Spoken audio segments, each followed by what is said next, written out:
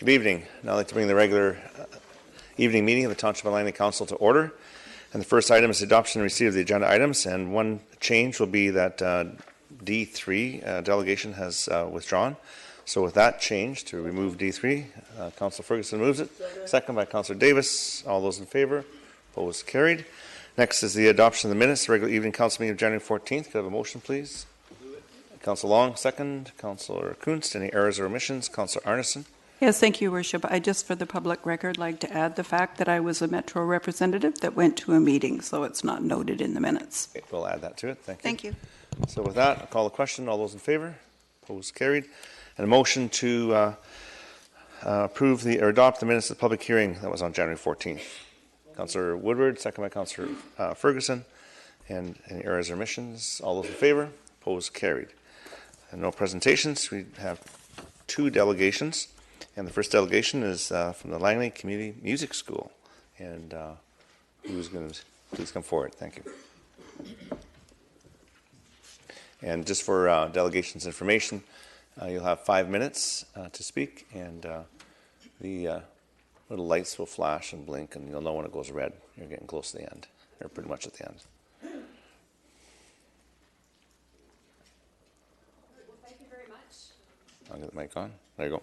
Mic on? Yeah. Thank you very much for the opportunity to speak with you today. My name is Carolyn Granholm. I'm the new principal of the Langley Community Music School.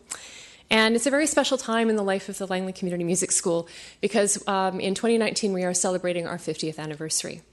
And we're also kicking up our 50th anniversary celebrations this month. And before I start my presentation, I would just like to quickly acknowledge some of our board members who are present tonight. We've got Milt Kruger and Gordon Zacher and Michael Jackstein, and also my predecessor, Susan Magnuson, who is now Principal Emeritus. Welcome here. Thank you. Yeah, thank you. So I think that every 50th anniversary presentation needs to start with an old photo. And if you can see these, this was us in 1969. And since then, we've established ourselves as leaders in music and education in the province. The original building was financed by Dr. Keith Lamont and Peter Ewart and gifted to the City of Langley. And we are located in Langley City Park. And we were formally registered as a charity and nonprofit society in 1972. And we're recognized nationally and internationally through our students who have gone on to universities and in other parts of the world and are now respected professional musicians. Our vision has always been to be a center for musical excellence and innovation and to enrich the development of the arts and culture within our community. And key to this has been our identity as a community music school that serves and is responsive to the needs of the community and is accessible to everyone. We've always focused on being a caring environment that focuses on the development of our young students to become fine citizens along with musical training. And I think the passion of our teachers is also another thing that really sets us apart. So this is us today. And in the late 1990s, LCMS embarked on a capital campaign. And after a few turbulent years, which I think some people in this room will probably remember, we did a lot of fundraising and we demolished the old buildings and opened the doors to our new 19,000 square foot state-of-the-art facility in March 2001. We are very proud and grateful for the Township of Langley for its support at that time. And funding was provided by the township to develop the campaign and the architectural drawings, and a $1.1 million matching grant was also provided. LCMS today is a vibrant community of students and teachers and music lovers. We are a presenter in our Rose Geller Hall, and we offer Saturday evening and Sunday afternoon concerts featuring local, Canadian, and international artists. And we are also a facility for community use.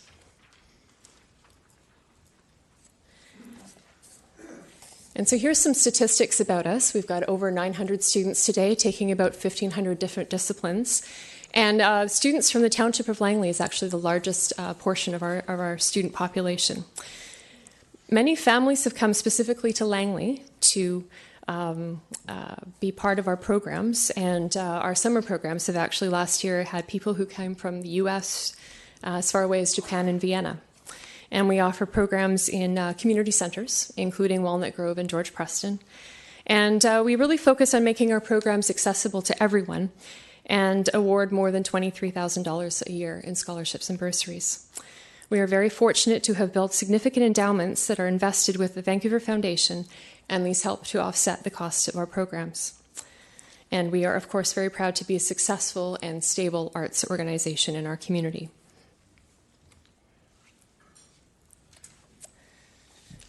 And we've always been very fortunate to attract an outstanding group of volunteers to serve on our board of directors. We employ people from the community to provide administrative support, and all but 2 of our administrative staff are from the City and Township of Langley. We offer a wide range of programming for all ages and levels, and I think some of our most important work is done for our early learning programs. Most of our programs were for children and youth, but we do also offer a wide array of adult programs and have a number of seniors and adults who are students at our school. And we offer a number of orchestras and ensembles. And I think that one of the things that we're really proud of that really sets our programs apart is the opportunities that our students have to play with each other and also to work alongside professional musicians. And these programs are heavily subsidized by the school. We also take our programs into the community, and here you've got some of our young students playing at seniors' homes and taking things out into the schools. And our resident quartet, the Rose Gellert String Quartet, is also a big part of this. Many of you have seen our fiddlers, and they are very proud to take part in community events. And our children's choir is also offered free for the community, and we're very proud of this free program.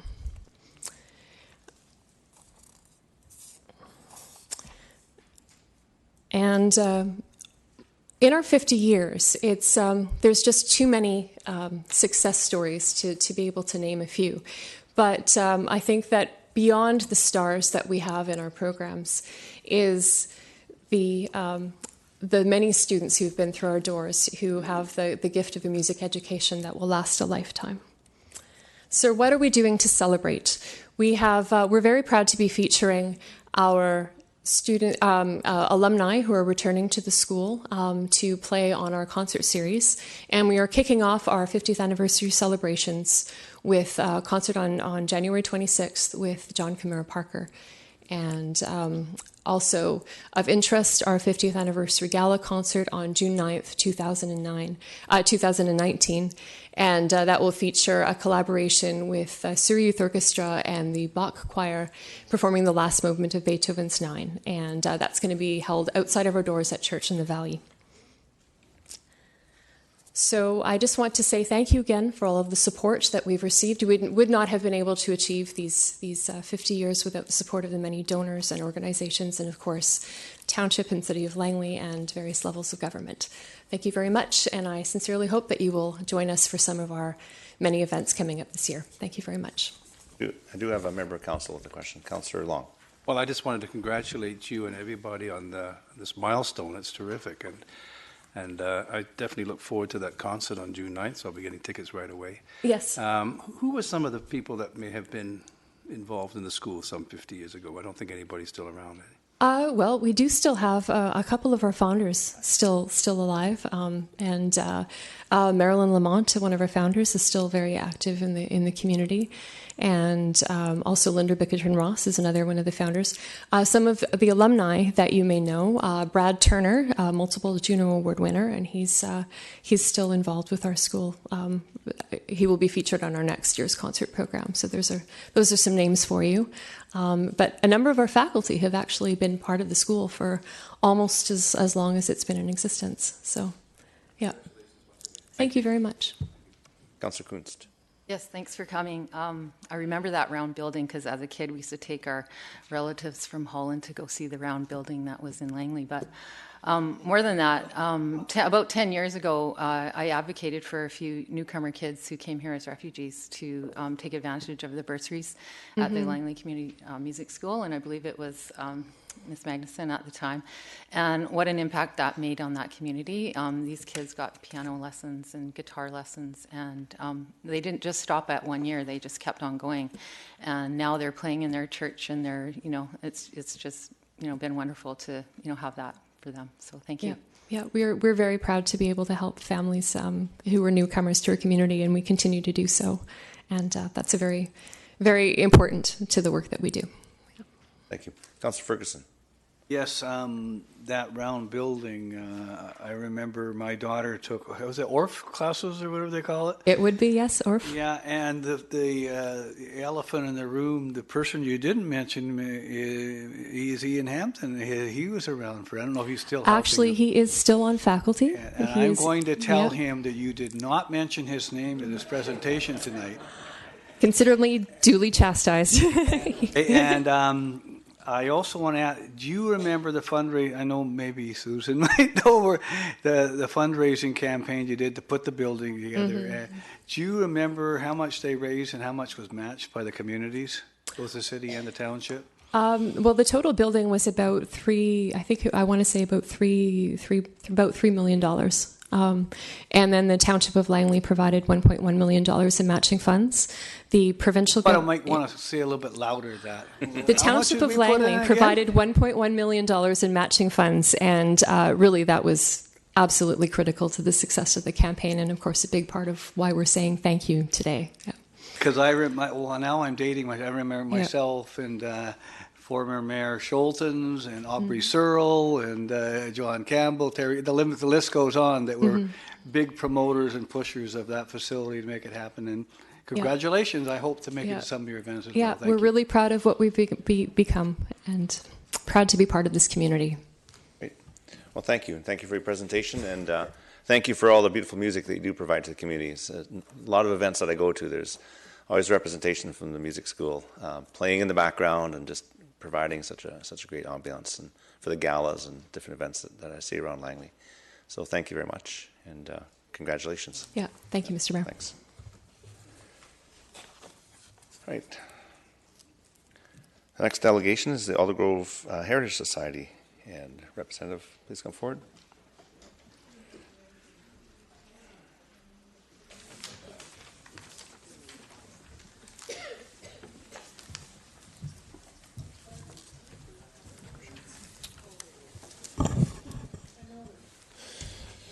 Good evening, Mayor and Council. Thank you very much for having us. My name is Michael Pratt. My name is Michelle Bridges. And I just wanted to say we've endeavored to get this to 5 minutes. If we go over by a few seconds, I hope we'll be offered a little bit of leniency. Thank you. Thank you, Mayor. Thank you, councillors. We're here this evening to present the case for saving Aldergrove's much-loved old fire hall, now known as the Milshon Shop. The fire hall has been a focal point and gathering place for Aldergrove citizens for the past 60 years.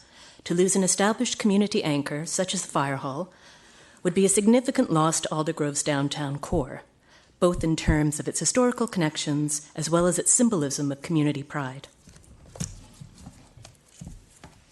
And as we know, the Township of Langley is a community of communities. As such, we should be striving to do everything possible to make sure that each community is whole and has unique spaces that act as draws for people from inside and outside the township. In the Township of Langley's own heritage strategy, it states that, quote, conserving and celebrating a community's heritage allows a community to retain and convey a sense of its history and provides aesthetic enrichment as well as educational opportunities, end quote. And according to Heritage BC's definitions, structures built in the 1950s and 60s need to now begin to be recognized for their significant value to their communities. And the old fire hall in Aldergrove, built in 1959, is a perfect example. We thank Councillor Long for his motion this afternoon, to begin the process of heritage preservation for the building. We all know how important creating opportunities is for this council, and here is an opportunity to showcase the best in our community. After all, the Aldergrove Fire Hall, most recently known as the Milshon Shop, was built by the volunteer fire department. These volunteers were business people, farmers, laborers, and teachers. They included people like Les Williams, whose downtown shop in Aldergrove during business hours would either say open or closed, gone to fire. The Aldergrove Fire Hall hosted multiple generations of families, including the Dams and the Quirings, people who epitomized what it means to serve the public. Their tradition is kept alive by today's firefighters, and I can think of no better way to commemorate those who have put their lives on their own lives on the line to serve all of us than to preserve this structure built by their own hands. We all know the satisfaction that comes when we can keep our dollars in the local economy. In recent years, we were able to buy a coffee at Milchon's or one of their world-famous treats with pride. Now that this building is back in community hands and public hands, our proposal is that the township allow us to preserve this treasured landmark and to create a unique destination right in the heart of Aldergrove. This means that dollars spent at the site in the future, regardless of what state it might be in, will stay local and be reinvested into this community. And we are aware that the proposed 29th Avenue road expansion would lead to the demolition of this building. We are not proposing to save the old fire hall in the sake or in the name of preventing progress. Instead, we believe that from its inception, Aldergrove has been a community of people who work together. When Jeff Rowley came from England with his family, and he set out to build a small shack on the corner of what is now 271st and Fraser Highway, what happened? The community of Aldergrove banded together and went out and helped him build, and his family, their permanent home. These are the people that Aldergrove is made of, and these are the people that deserve to be celebrated. We know that with the passage of time, we might not always have our living connections to our shared past, and commemorative occasions are important. But without a physical connection to our history, how will we ensure that as we look to build a better Langley as we move towards the future, that we are able to study from and learn from our collective past? Saving the Aldergrove Fire Hall is a movement to preserve one of Aldergrove's last remaining physical connections to its history while recognizing the plans that are in its place for its future. In Section 1.5 of the Aldergrove Core Area Plan, it states that planning goal number 6 is to, quote, prioritize pedestrian activity in the core area to create a truly walkable downtown, end quote. The old fire hall is included in the core area plan, and the issue of walkability becomes even more important, and I noticed the buzzer, when we consider the development that is being built immediately to the south, which will be centered on senior living. The benefits of having a heritage facility next door to these folks cannot be understated, since there will be plenty of opportunities for them to visit, volunteer, and gather. We believe that a special destination like this could make this area one of the most attractive and exciting spots in all of Aldergrove. We are also aware of the Township of Langley's diverse stewardship agreements for publicly owned properties, which are designed to maximize community benefit while minimizing any encumbrance on the township. Our newly revamped and revitalized Aldergrove Heritage Society's mandate is to preserve and promote the rich community history of Aldergrove, which we are currently stewarding by operating entirely out of the small historical telephone museum, whose size prevents us from exhibiting our artifacts as they deserve to be. The fire hall represents an appropriate space for archival of our existing materials and would allow us to provide public access to thousands of important and treasured artifacts and stories. There are a number of revenue-generating strategies we could explore for the fire hall. Beyond our volunteer-run community archives, we could create rentable public meeting space and secure a private partnership to operate a small cafe and gift shop on the main floor, similar to that of Leland in Fort Langley. With the aforementioned seniors facility next door, we believe this would be a unique opportunity to construct something that's walkable, intergenerational, and mixed use in this historical space. So let's be bold and creative and take the time to envision a publicly owned, revenue-generating cultural space that will continue to be cherished by residents. We're asking that council be visionary on this occasion and to clearly demonstrate that it's the people in a community and the buildings and spaces that matter most to them that matter most of all. So let's do this together. Thank you very much. Mic on. Do you have a question from council? Councillor Long? Oh, thanks. Excellent presentation. I just wanted to clarify for the record, technically the motion this afternoon was made by Councillor Richter, although we almost collaborated on it. At the end, it was passed by all of council to seek the heritage status of the building. So that's work that's, as you've mentioned, is a good first step, and that work will be underway soon. Very happy to hear that everybody's working together on that. Yes, thank you. Okay. Thank you very much. Thank you. Okay, so now we move on to bylaws for first and second reading. F1 is tandem parking bylaw number 5442. Could I have a motion, please? Councillor Whitmarsh, seconder. Councillor Kuntz, discussion on first and second reading. Councillor Richter. Yes, thank you very much. I'm not going to support this. I still think 50% is way too high. I'd much rather us be either at 0 like Burnaby or 33% like Coquitlam. But I did have a question about this report. At the bottom of page 2, it says, should council elect to adopt bylaw number 5442, the provisions will come into effect upon adoption. One application currently in process exceeds the proposed 50% maximum. Phoenix Homes' third reading was granted on January 21st, 2008. So my question is, why have they not come back for fourth reading? And like, we're talking over 10 years now. Maybe they should be required to have a new public hearing. Mr. Seffi, any? Thank you, Your Worship. While I don't know the specifics of this particular application, it is typically related to legal matters, Your Worship, and I guess partnership issues, legal matters, transfer of property to third parties, and I suspect that this is the case with this application as well. Having said that, Council will be given the opportunity to require a new public hearing if and when this application comes forward for final adoption. Okay, well, I think it's a little unrealistic for a developer to think that rules won't change over a 10-year period, and I don't think they should be grandfathered, so I will definitely be asking for a new public hearing on this one. Thank you. Thank you. Councillor Arneson. Yes, thank you, Worship. Thank you to staff for putting this together. I know that there has been some substantial discussion about that in the past, and there's lots of different aspects of this conversation. The one thing I actually found lacking in the report is that Council spent a lot of time discussing the implications of tandem parking on affordability for houses, and so I didn't see that, and I'm just wondering, through your Worship, to staff, I know that there was comparators with other communities, but is there any sense from staff about the degree to which tandem parking in terms of land values, what percentage or increase would that be with respect to the affordability of those units? Okay, there is a comment about affordability on page. You probably are. Yeah. So there is something. But Mr. Seffi, maybe you can elaborate a little bit more on how this can assist in affordability for housing.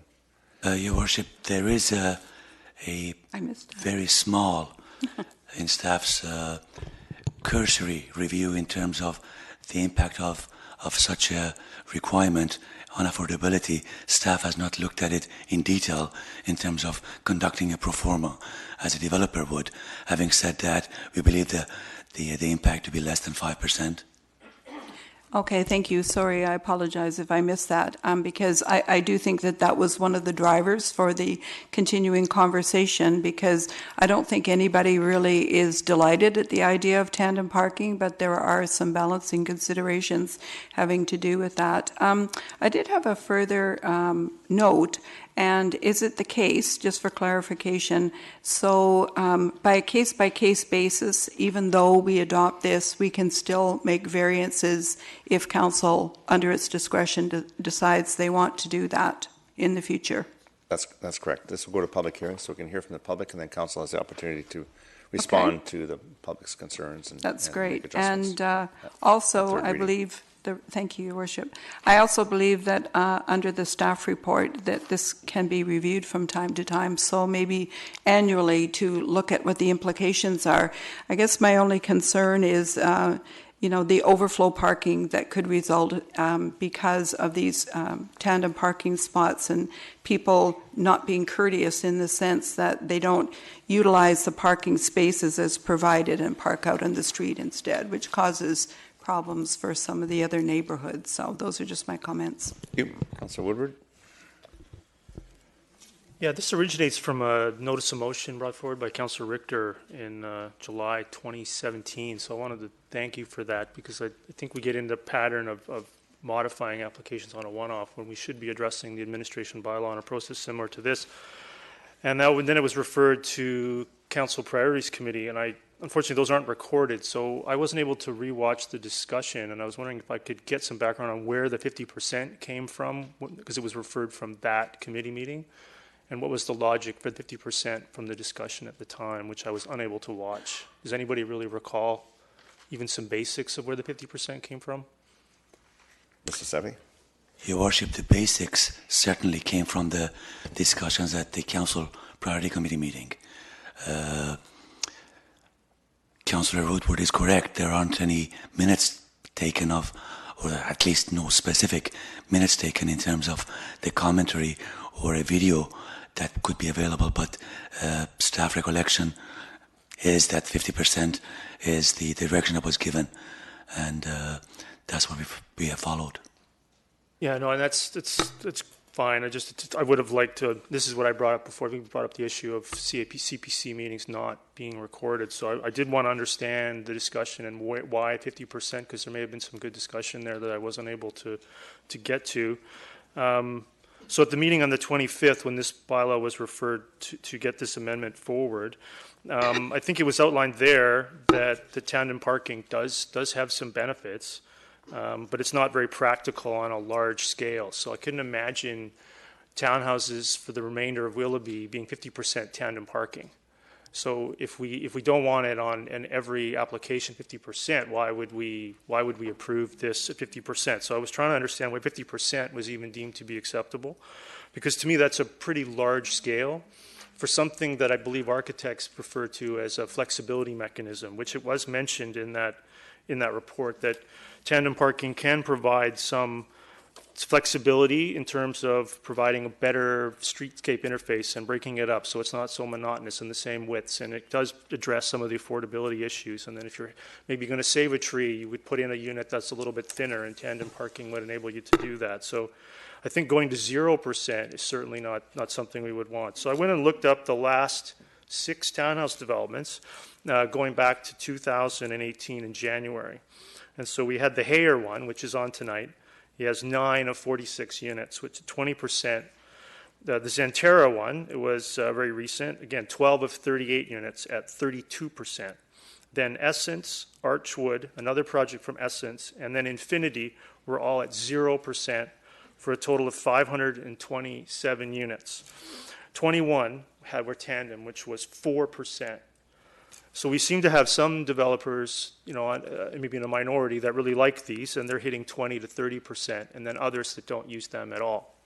So it seems to me that I couldn't understand where this 50% is coming from. So I don't need it to go to public hearing to know that I don't support 50%. So what I wanted to do was propose also, before I get to that, also in the Priorities Committee report from 2018, there was another alternative, which was to raise the quantity of stalls required for tandem from the 2.3 to be higher, which wasn't included as an alternative or an option for us in the staff report related to this bylaw.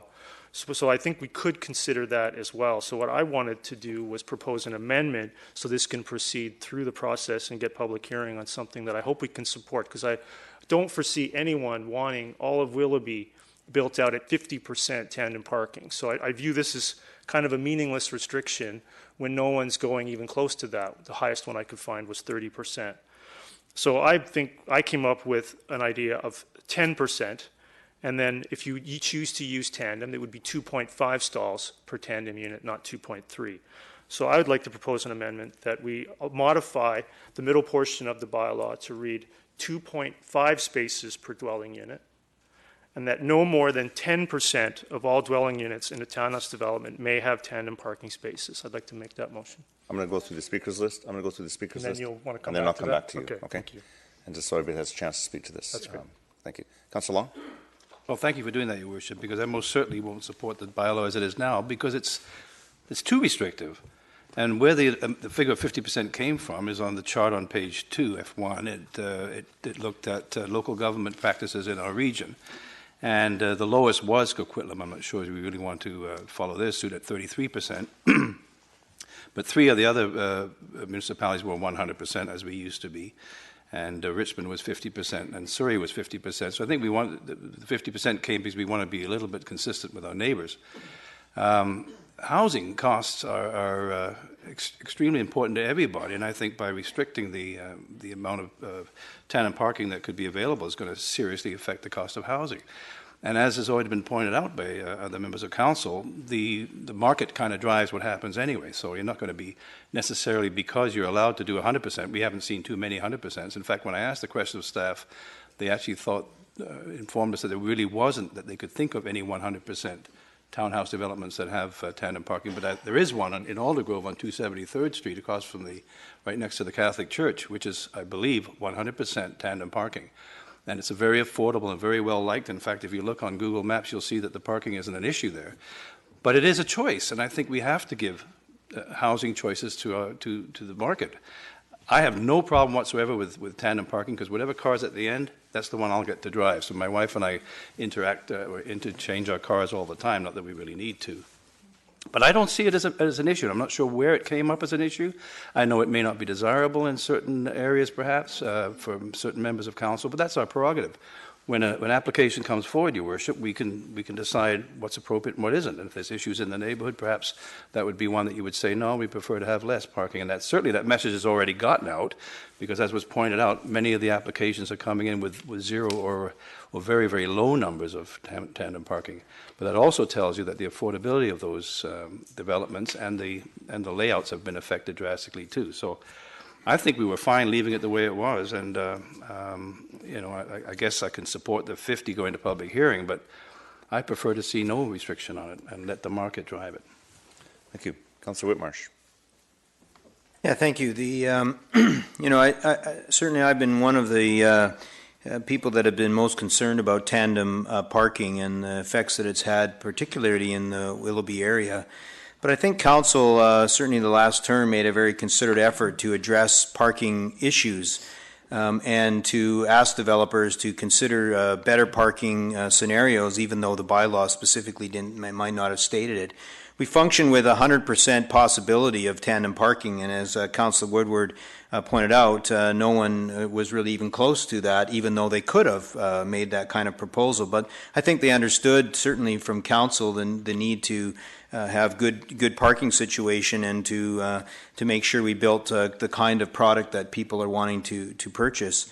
And so I think, if I remember back to the discussion around this and having Mr. Richardson make a presentation to us around this topic, even though I don't necessarily like tandem parking, I was somewhat convinced by the discussion around affordability and the importance of having homes that are more affordable, particularly for young people that are starting out buying their first home, or possibly for people that are looking to downsize.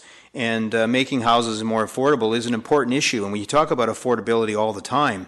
And so, I think the number 50% was a significant reduction from what we were currently allowing, but still allowed the flexibility for the community to have those kinds of parking situations when they needed it and when it was most beneficial to them, and allow that flexibility. I do think that we need to allow the market to kind of drive itself, and if people are wanting to purchase and have homes with tandem parking, then we should be able to allow some of that to exist. 50% seemed like a good compromise between some people who wanted it at zero, which was initially my position, and those people who wanted it at 100%. I think when we look at what other communities are doing, 50% seems to be the appropriate compromise as well. And so for me, for us to just on the fly here come up with another number and some more information that we'd like to move forward with, I'd rather send this to the public. I'd like to hear from the public, and if we get a strong number of people from the public suggesting that 50% is far too high, then we as a council certainly have the ability to make those adjustments. But rather than us deciding ourselves here today without hearing from the public that we're going to make those adjustments, let's go with the 50%, which is cutting the limit in half from what it currently has. Let's hear what the public has to say, and then based on that, we can make all kinds of amendments that we'd like to make. But I'd prefer to hear from the public first, rather than presupposing and thinking what we think the public might possibly want. Let's actually hear from them. So let's move it forward. Thank you. Councillor Ferguson. Thank you, Mr. Mayor. I would want to profess to be a planner at the table here. I think we hire professional people to go over official community plans, neighborhood plans, and policy regulations. This is a good start. I think I'd like to see it to go to go to public hearing. But I did want to point out that, we were keeping with the same percentage as our neighbor Surrey, which is 50%.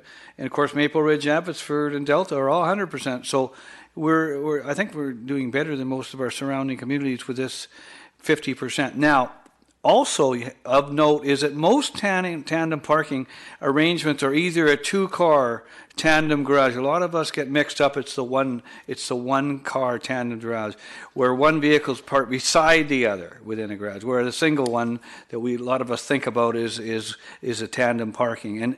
And there is definitely, from an economic point of view, the ones with a single vehicle parked on a pad for tandem park, they are less expensive. So it does fit. Don't ask me if I could afford to live there or not, but certainly it is a little bit less expensive. And those that want to develop and want to come forward with a planning exercise or a development plan, they like to sell the higher units and the other greater floor space because they can get more money from those kind of things. Obviously, staff and council like to see the densities, they like mixed use, and I mean mixed residential use is important as well. So those are important to note. And it does say, I know that when they do work with the developing community, the building communities, the staff do note that they sit down and they go over what would work best in a mix of use. And that's why we haven't had big, huge numbers with percentages of tandem, because they work with staff to make the best mix. And I think I have to compliment staff for doing that. So I'm prepared to go forward with this particular report in the first and second reading, I guess, and go to public hearing and hear what the public has to say.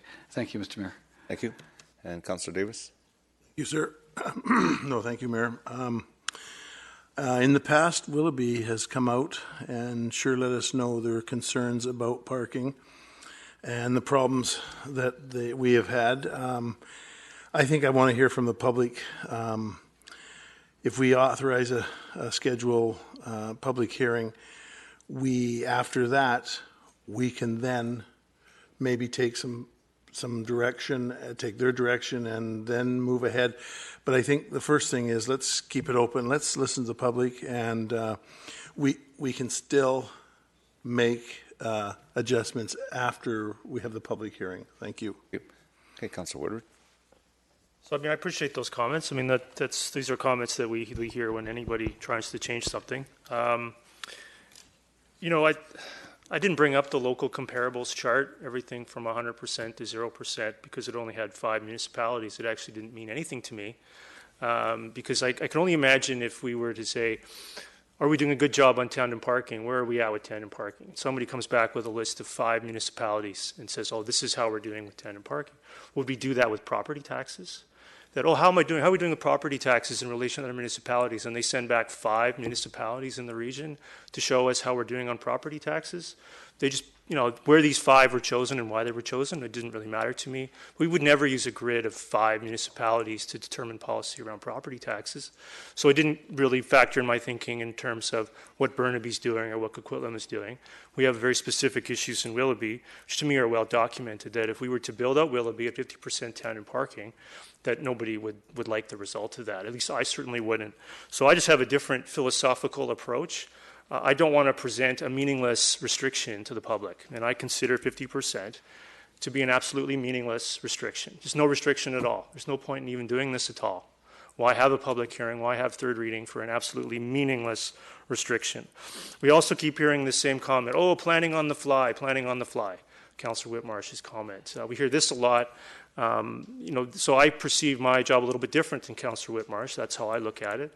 That if I have a strong opinion about tandem parking and I feel like I have some awareness of this issue, I don't support 50% now. I don't support 50% at third reading. So I don't see the point of sending it to the public. I think we've heard over many years that tandem parking at this percentage wouldn't work.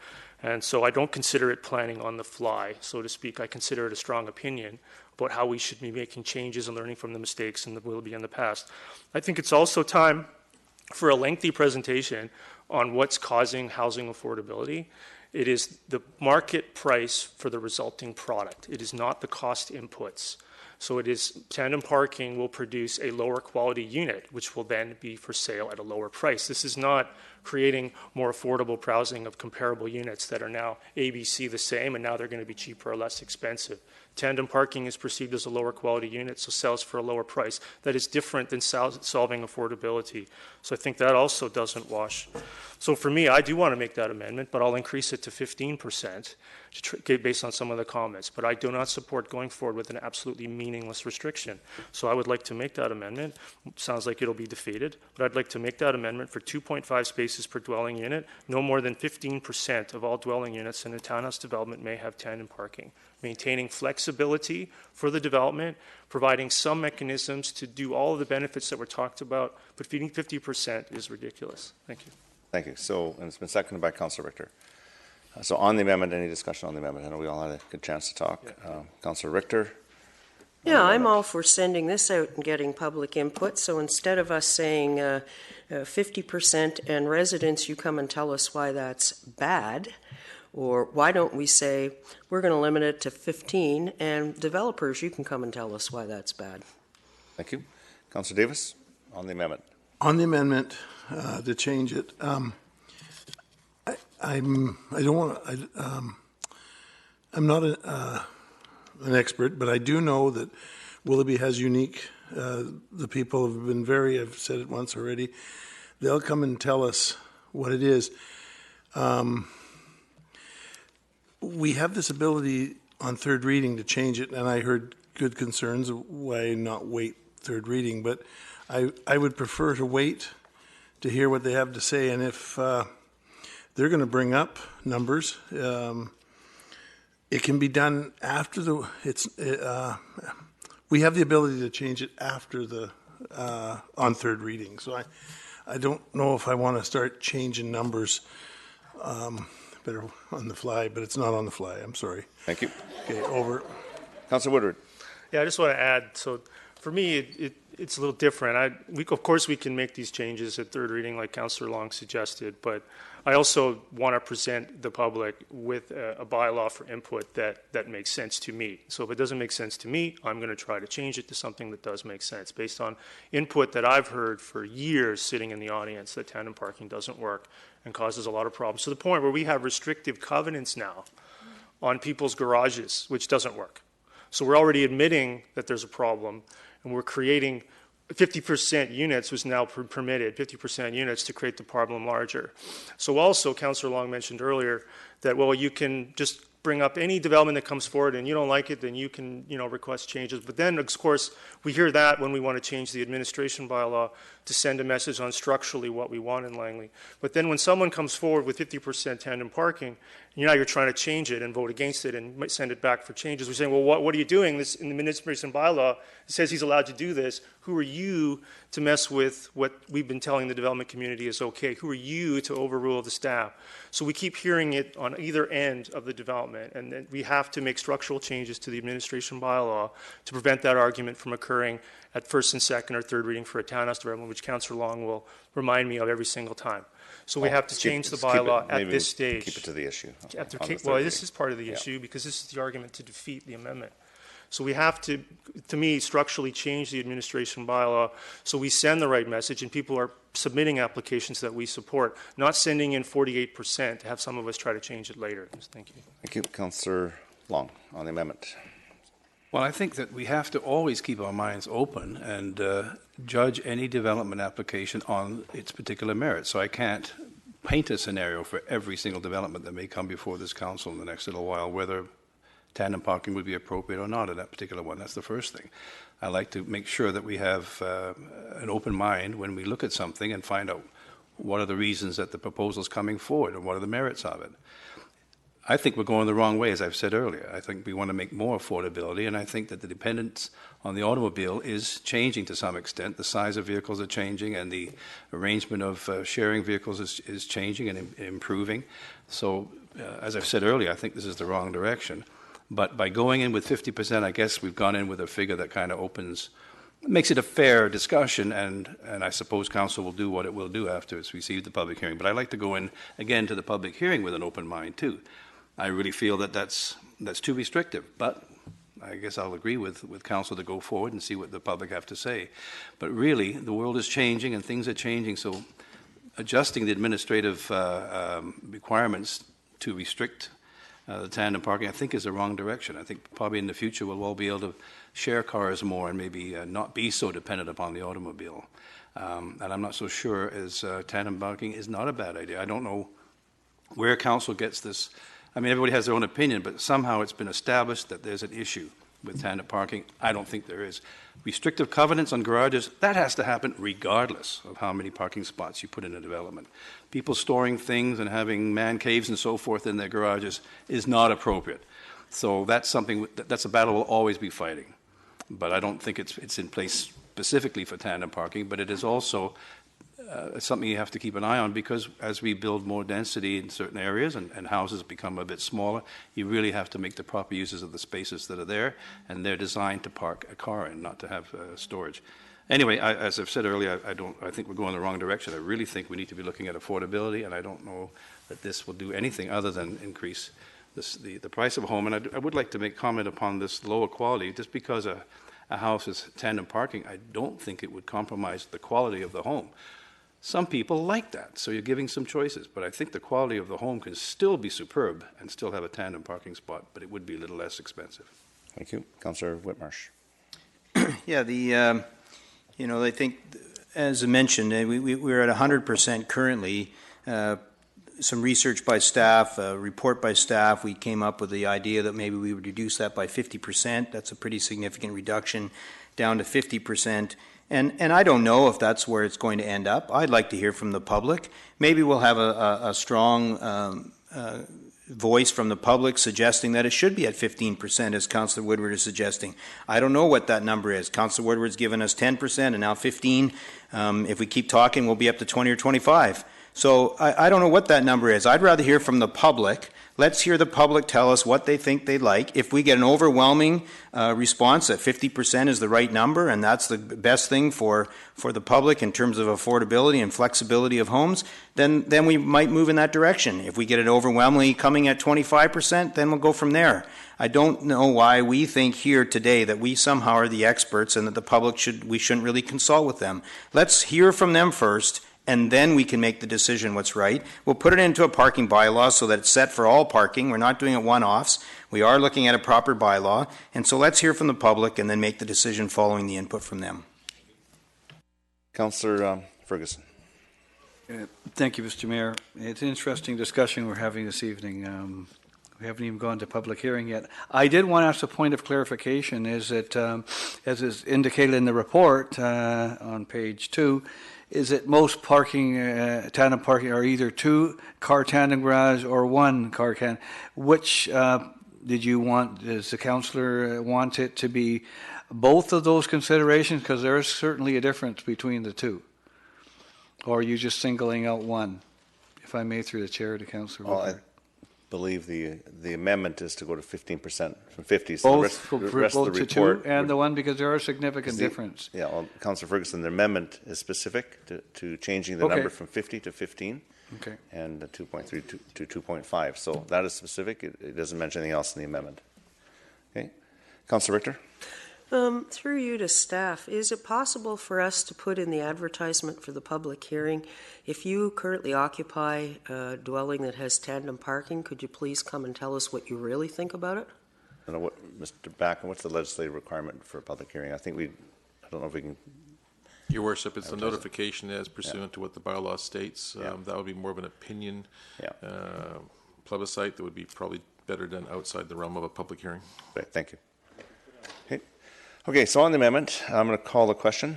I don't see any other discussion, so where are we? F1.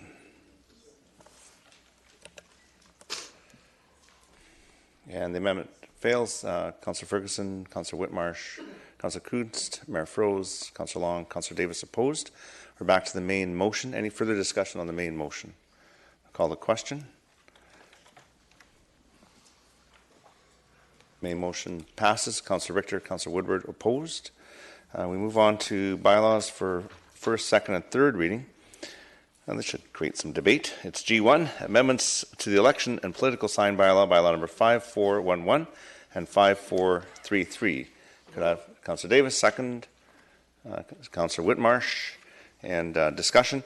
Just before we go into discussion, I want to thank staff for listening to concerns that were raised, I think, by the public and by maybe members of council and candidates during the election. And it's my experience that every election we fine-tune the sign bylaw a little bit more and try to find areas where we can make it better.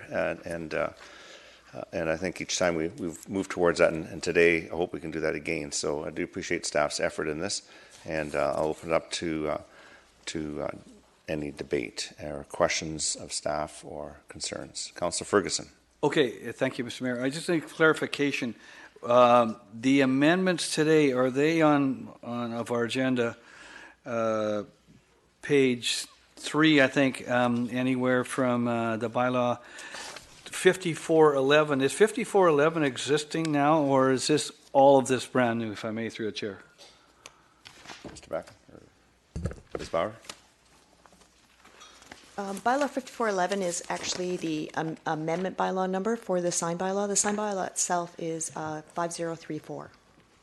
Okay, so, but I need to find out if I might ask for division, because I'm looking at the bylaw, and under fees and charges, that's the one we've got before us. It only has 2 things on it. That's page 7, and one is the fee for election or political sign placement, the $500, and the next one, pick up election or political signs of $25. Okay, so you're looking for division for bylaw 5411 and bylaw 5443. We can have correct. division, Yeah. sure. So we'll discuss both, and then when we vote, we'll go on both. Worship, well, possible, the two are interrelated because the first bylaw, 5411, actually includes reference to the monetary aspects of it. Now, rather than have it in one bylaw, as we traditionally do, we separate our fees and charges into a separate bylaw so that in time they may be amended as part of the fees and charges bylaw, not as part of the substantive bylaw. So Councillor Ferguson is correct. It can be done. It's just that the unlinking may have unintended consequences. Okay, so Councillor Ferguson, are you okay with leaving it together? And if you need to make any amendments, Support dividing it. Well, no, but I need, because it's the money part, I have some concern. Okay. I love people running for political office. I just don't think they should put up $500 or $1,000 or $5,000 to run or something, you know. Okay, okay, fair enough. We'll still divide and we'll see what happens, and we have to make other motions then to change that. Councillor Richter. Yeah, no, I agree with Councillor Ferguson. This is not fine tuning. This is bringing a sledgehammer to it. This idea that if you're going to run for public office, you have to put up $500, and then anytime a sign of yours is in an unqualified area, you're going to pay a $25 fee. I think this is horribly restrictive, and I also think it's open to massive abuse. So if I'm running in an election and there's people out there running against me who don't like me, and they start moving my signs around so I have to pay $25 fine every time a sign is moved, that's not fair. The other thing is that when we were looking at getting the sign bylaw redone, one of the items that we discussed was stopping more than 3 signs of one candidate in the same physical area. So candidates that go out there and put 10 of theirs up in a row, which is overkill, limiting it to 3, and I don't see it addressed in the first bylaw, the 5411. So I'm thinking we should send both of these back and to staff to rethink, and I personally will not be supporting the fees and charges bylaw because I think it will be abused. Okay, thank you. Councillor Arneson. Yes, thank you, Worship. I'd like to echo some of Councillor Richter's comments. I did really have a concern when I read about the fine aspect of it. For those of us who unfortunately lost a few signs, or they were misappropriated, or went to other places other than when we placed them, I really think this leaves us open to a lot of abuse. Signs, I understand there's a responsibility to put them out, but on the other hand, I can't control what people do to my signs necessarily unless I'm monitoring them 24/7. 24/7. So I do think that that aspect of it is problematic. And I understand, $500 and $25 a pot, but based on what I saw, actually at the return bin in the works yard, seems to me, it's just a bit much. Although I do think we should take steps to make sure that they're not placed inappropriately. The other question that I had was the idea that I know just from listening to the public and also from my own sense, there are too many signs at election time. I really can't stress this enough, that I don't think that the public really appreciates the fact that, especially in this last campaign for an extended amount of time, which will be changed under this bylaw, we're going to regulate that there are literally thousands of signs around the township of Langley. And I've asked for this before, it's a real bee in my bonnet. Why can't we look at the model of other communities, such as the city of Langley, who have designated areas where people can put their signs? It can be on private property or a pre-identified area where you can have one. I think it makes sense. It creates a level playing field. We don't have incumbents who have thousands of signs versus people who just, are going out for the first time and have to pay a lot of money for their signs. So I think that aspect is unfair. And also from a policy point of view, I really don't think we should be encouraging this kind of behavior where we're aggravating the public. That's what it amounts to. So I think we should be, as I agree with Councillor Richter, for a variety of reasons, send this back to staff. And the one thing I would say, I think what's missing from this staff report is having a balanced perspective on what changes need to be made. I don't know that the public was asked. Maybe they got feedback. I understand there was feedback after the election, but I think we'd be better served. I don't think that there's a huge need to do this right away. We don't have an election again, thank goodness, for another 4 years. So I think we should be looking at this and saying what makes sense under the circumstances and just stop the madness. Well said. So I do have a speakers list. I'm going to go through the list of those who haven't spoken. I'm going to suggest to council that I think sending it back to staff is kind of unfair because they are taking direction from comments and from concerns. Really, and as we've done in the past, council has taken this at a council priorities committee, tossed these ideas around, had a good discussion, came up with something that we could refer back to council, that maybe we need as a council to have that open discussion on point by point and then add in some new ones. I think staff have done a great job to try and gather what they thought were the concerns, but obviously what I'm hearing at council is that maybe there needs to be a little bit more discussion, but I think it's unfair to turn it back to staff without council's input. So I'm going to go through the list of those who haven't spoken and then entertain a motion. Hopefully, council would like to do this. Put this to a CPC. We have time. It's 3 years, at least 3 years to get this done. And we can get through the budget. We can get through the heavy lifting we have to do over the next few months, have a good fulsome discussion, and then bring it back for perhaps some resolution. So I'll go through the list. I've got Councillor Long, Davis, Woodward, and then I'll look for an amendment. Thanks for saying that, Your Worship, because I was going to say the same thing in defense of staff. They're responding to a motion that was put forward by the previous council in July, but it was just a bit too late. Remember, there was some deadlines with the new regulations that the time period couldn't be reduced. But gosh, I see that we're going to potentially give this first, second, and third reading. So here we just talked earlier about public input, and here we're not even scheduling any public. That would be a fun public hearing, don't you think, if this went out to the public? So I would be happy to see it go to a CPC, and I think we should probably allow delegations. Maybe people will write to us or whatever too to get some public input, because really this bylaw does affect every citizen of the township. They're going to have these signs to look at all the time when they're driving or in front of their properties, around the corner, and I think we should be getting input from the public on it, and there is plenty of time. So. Maybe we can consider that if we do refer this to a CPC, that there be some public aspect of that where we can hear some delegations or something about it. Okay, thank you. Councillor Davis? But I don't like the $500 part. Okay, that's fine. We can discuss that later. Councillor Davis. Okay. First of all, your signs were way too high. Okay. For a short little guy like you, they were too high. Anyhow, okay. Be respectful, Councillor Okay, I'm Ferguson. sorry. I'm teasing. Let's move on to the issue and just He's this smiling, discussion. I think so it's okay. I don't know if sending it to staff is really necessary. I think this is the third time we've done this in the last three elections. Why don't we all just pick two of the things that bugged us about the signs and put them in? I know I made many trips up to the workyard to try to find my old soldiers. Didn't find one, but there was a pile of them up there. So there is a cost to picking up signs. And I'm wondering if that $500 is something that we're trying to recoup. It is refundable if you place your signs properly. I talked to one councillor that's sitting here today, and I said, well, I didn't see too many signs. And the reply was, well, you've got to put them in the right spot.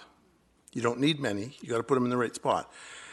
And I don't know if that's a choice for us to make, whether you put 10 in a row or just one. Because I know no matter what we do, it can be an issue, because in 2011, they were all on the intersections. And that was one good rule, that it was a real improvement, a safety improvement. It got them off that area. And now I see that in 5411, removal of the restriction of sign placement on boulevards 2 meters from the curb or driving lanes. And I don't know about you guys, but I found that hard I didn't take a tape measure. I just have yards, I don't have meters. But I found that difficult because you had to go down in the ditch, almost some places. And when I had fence posts, so it wasn't a problem. But if you had little signs with wires, you couldn't put them in anyhow. So we're making improvements, but the definite big improvement, I feel, is 20 days prior to the general voting day. Because I think a lot of people get frustrated with them all. Like, I got frustrated because I had to put them up, and I put every sign up almost, other than Earl Muffer put a few up. But I have an uncanny ability to go back when I'm putting election signs up, I remember where I put the 2011s and the 2014s. It's unreal, because I think about it. They give me a paper, but it was I don't know how many, and if you read what you're supposed to do, there shouldn't be a lot of problems. But I know that there is the thing. Well, heck, if you put up 20 signs and you put them in the wrong spot, you may at that point get more votes.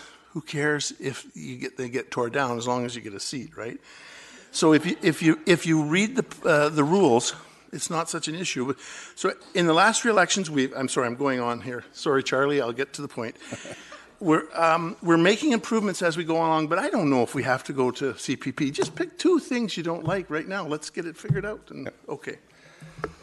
Good comments. We could, if the money is the issue, the fees, we could just make an amendment to remove those two items in bylaw 5411, and bylaw 5443 wouldn't need to go ahead. Is that correct?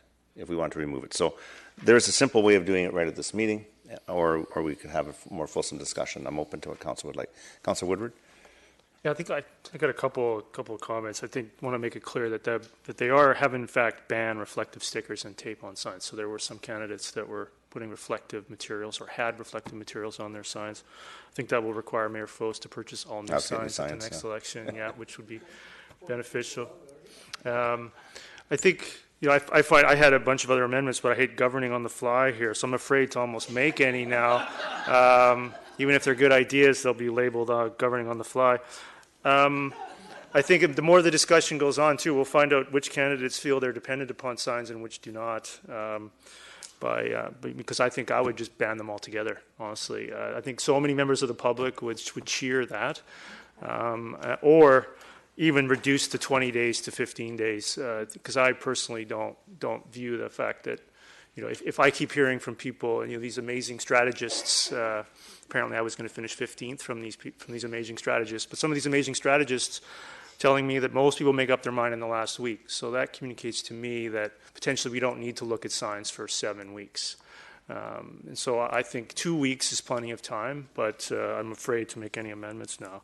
So maybe I'll wait. And I think what I also heard was that a lot of people did want some mechanism that the taxpayer was paying to pick up all these signs that were put in the wrong spot. And now I'm hearing a majority don't seem to want, at least what I'm gathering, maybe half don't want a deposit of some kind.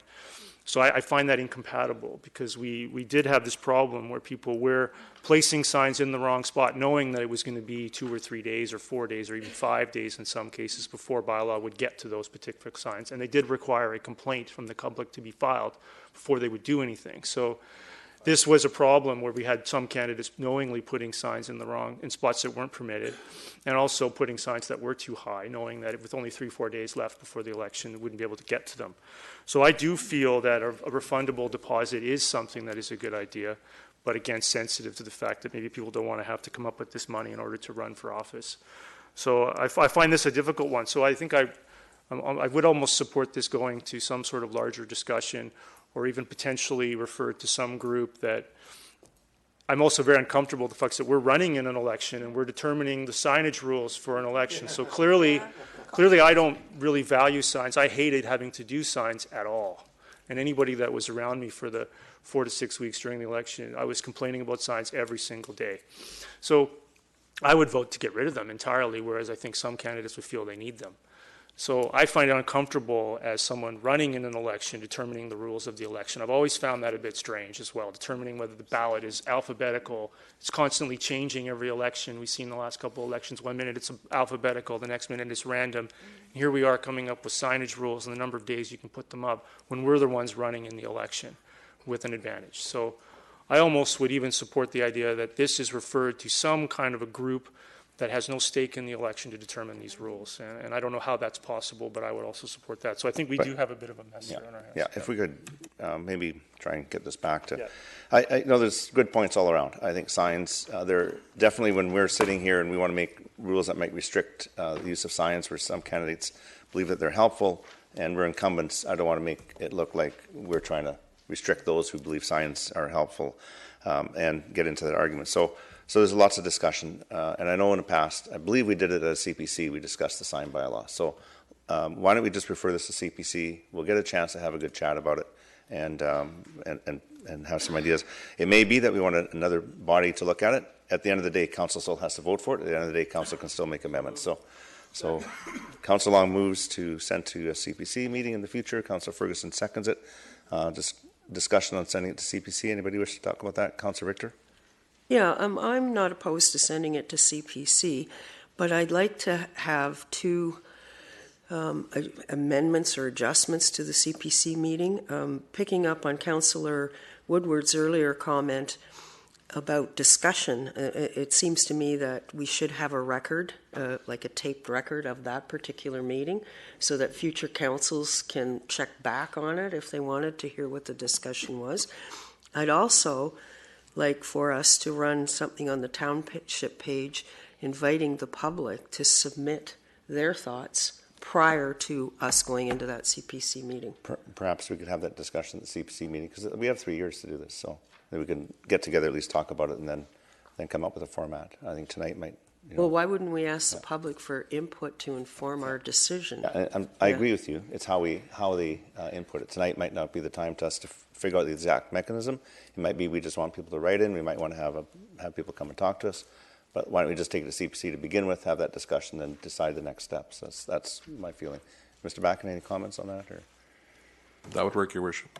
Thank you. Councillor Davis? We've already... let's take the 500 off. Let's take we're on a referral motion. The referral is to send it to CBC. Yeah. I say no.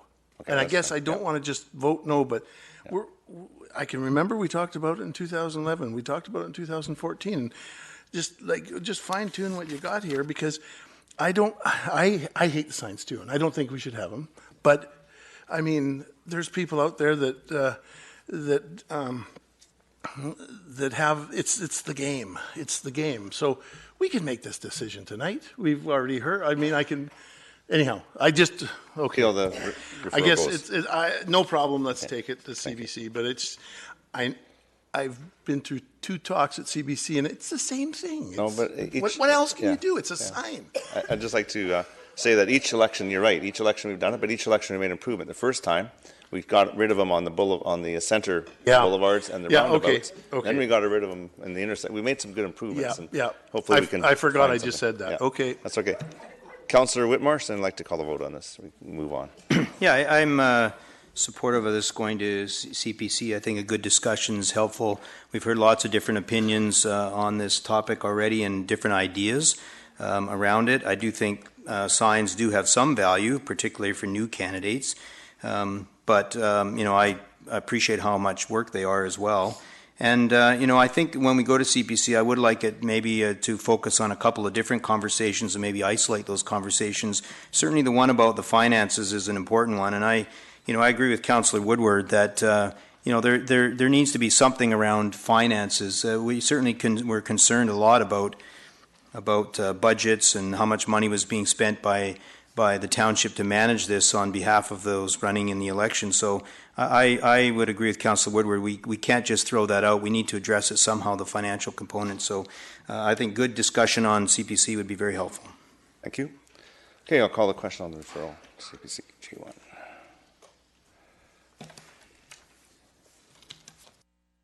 That carries unanimously. All right, move on to bylaws for consideration. Third reading is rezoning application number 100506 and development permit application 100949. Hayer Builders Group, bylaw number 5422. Could I have a motion, please? On Councillor Ferguson, seconder. Can I have a second? Councillor Davis. Okay, I've got to clear this queue, and then we'll start over again. Any discussion? Seeing, Councillor Woodward. So it sounds like maybe I'm going to be alone on this one, but this one has 20% tandem parking. So I'm already, I think I remember Councillor Long earlier telling me that if I don't like that I should try to bring that up and maybe refer it back to decrease that amount. So I think I may try and do that. This one here, I think I've been struggling a bit with these townhouse developments in Willoughby in the sense that, maybe you're 52% in favor, 48% opposed, but I can only vote yes or no. And on this one, we've got one of 42 significant trees retained with no real clarity into why. The staff reports that we're getting are great. They're long and extensive, but there's very little clarity into why certain decisions are such that some applications simply have no retention. The site plan was illegible, as you can see on the sense here. There was some issues around the illegibility of that. This is a good architecture firm, actually. They've produced some pretty decent-looking townhouses in the township, but for some reason it's not this one. So I don't know, really, this one doesn't really have the same street appeal as some of the other projects. And I didn't have the opportunity to inquire from the proponent to why that was, because they chose not to submit or participate in the public hearing. So, I'm struggling with this one. I think maybe Mayor Froese might want to hear from others before I make a proposal for an amendment. That seems to be the new standard. So I'll wait on this one, but I think I would like to reduce the maximum of 10%, and I would like to get some more clarity on the detailed explanation of why we're not seeing any significant retention on a lot of these applications, as currently required by the Latimer Neighborhood Plan. Very clearly, it's required by the Latimer Neighborhood Plan. And to me, this contradicts some of the provisions in the Latimer Neighborhood Plan, and we're not getting a lot of clarity into why. And so I would like to potentially refer this back, subject to other comments, if there are none. You go ahead. So I'd like to make an amendment to refer this, a referral back to staff to reduce the tandem parking to 10% and get some clarity into why maybe improve some of the architecture, especially facing the streets, and bring this back to us at that time. Work with the proponent to improve the architecture, reduce the tandem parking, and some clarity into why significant trees could not be retained. Okay, it's been seconded by Councillor Richter. And speakers, Councillor Long. Yeah, well, I'm not sure. I guess everybody has an opinion on the architecture. I don't mind it. We had a public hearing. There was some comment made about making sure that some sidewalk continuity was taken into account. I'd like to address that, but on this referral.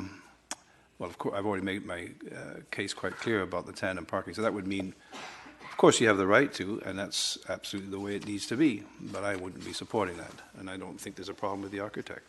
and I quite like it. And at the public hearing, we didn't hear anybody else dislike it, but that's council's prerogative, but I won't be supporting it. Thank you. Thank you. Councillor Richter? Yeah, I'm supporting the referral. I don't like the tandem parking either, but I really don't like the barracks type look that this development has. It's too plain Jane. It needs to be fitting in better in the surrounding, with the surrounding developments. Thank you. Okay, so on the amendment, I'm going to call the question. Amendment referral. Calling it. Separate them? There's two recommendations. Well, there's no one's asked for, so we'll just vote on the. Yeah, do you want to divide? I would think if the referring. Yeah, hang on. Yeah. Yeah, the referral is asking for a reduction in the parking, so I think that should be separated. Okay. But you make the call. I don't Sure. Well, if we leave with council, we'll separate. Sure, that's no problem. So we'll do the 15%, or you want to go to 15% from 20%. I have a question for staff. How many units does that actually mean? Like, I was trying to do a quick count there. I counted like up to 4 units that had tandem. How many units total have tandem? 9? Okay, so changing it to 15. Your Worship, the table on page 14 describes it. Yeah, I just don't have it in front of me, that's all. So how many units are the tandem right now? 9? And that's at? That's correct. 20%, so going to 15%, that would make it down to what, 7? Was the motion 15 or 10? 10. Oh, 10. So sorry, I may have misspoken, but I wrote down 10. That'll cut it in half, I guess. So it's 10, from 20 to 10. Sorry. Yeah, 10. Okay, so that's fine. We'll make that amendment. All right, so so it's 10, not 15. Sorry. Okay, we'll just consider that a almost friendly amendment. Almost friendly. All right, Councillor Woodward, wish to speak to it. Yeah, I just want to. So you see, one of the main benefits of tandem parking that was outlined in the staff report and some of the earlier discussions was that tandem parking allows you to vary the width of the architecture facing the street. If you actually look at this application, the way they've structured the tandem units, they're exactly the same width, almost virtually, as the double wide units, the way they've done the garages. So for me, you're not getting one of the main benefits that's espousing tandem in the case of breaking up the streetscape. And it does have, I think barracks is not a description I came up with, but it does have a very sort of military barracks style to it. You're not getting that variation that you would expect from this quantity of tandem parking. So to me, we're getting tandem parking, but not getting any of the benefits of tandem parking outlined in the staff report. So I'd like to see that number decrease if they're not going to make use of tandem parking. And again, if I'm of the position that 10 or 15% is a tandem parking where you're allowed to utilize it as a flexibility tool to provide some of the variety or deal with some unique site-specific conditions, not become this object where you're simply producing 20 or 30% of this quantity. So again, I'd like to see that reduced. That's part of the rationale for that. Thanks. Thank you. Okay, I'm going to call the question on reducing from 20 to 10%. And improving the architecture. That's the second piece that we've divided, so. Okay. It's just from 20 to 10. That's what we're doing right now. Yeah. Your Worship, this is a referral to staff. Oh, referral to staff too. And then there's 3 components. Are we dividing the referral? Or? I don't have the motion in front of me. I thought there was just 2. So it's refer to staff to reduce the tandem parking to 10%. There was a reference made to trees, and then a reference made to improving architecture. Yeah. Okay, so we'll do each one then. This is referring it. So each one of these items. Okay, each one of the items. That's fine. Okay. Okay, fails. Councillor Ferguson, Councillor Whitmarsh, Councillor Kuntz, Mayor Froese, Councillor Long. So the next one, Ms. Bauer, that we're going to vote on would be, just to help me out here. The architecture? The architecture. So specifically sending that back to staff to work with the proponent. Discussion on that, Councillor Ferguson. Oh yeah, there's actually both of these I have. If we have an existing policy, both in architectural or parking or anything, and it's enshrined in both the neighborhood plan and the official community plan, doesn't it behoove, if I may through a chair to staff, to make changes if they're already enshrined in the policy?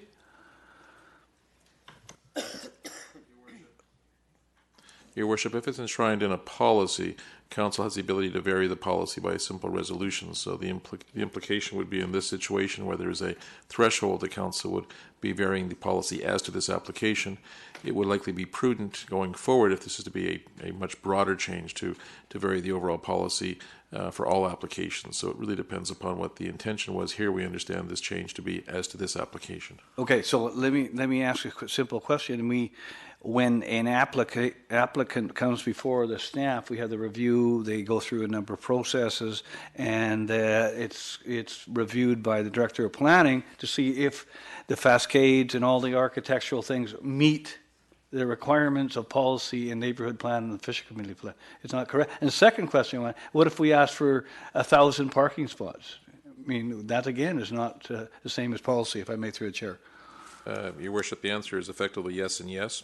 It is better to actually change the policy, but on a case-by-case basis, Council can decide, given all the relevant factors, that the policy should be varied, and likewise, Council can increase the requirements on a policy basis, but the development community, or any applicant, would much prefer the certainty of having something perhaps even enshrined in a bylaw. That's part of the process that we're trying to wrestle with. Okay, thank you. So this is the part of the referral that refers to the, I guess, the look and character of this development. So I'm calling the question. Page 1. And that carries with Councillor Ferguson, Councillor Kunst, Mayor Froese, Councillor Long opposed. And the next item on the referral is trees. Trees. If we just help clarify, just so we know what we're voting. To obtain further information on why there are no trees being retained. Okay, thank you. So any discussion on that? Call the question.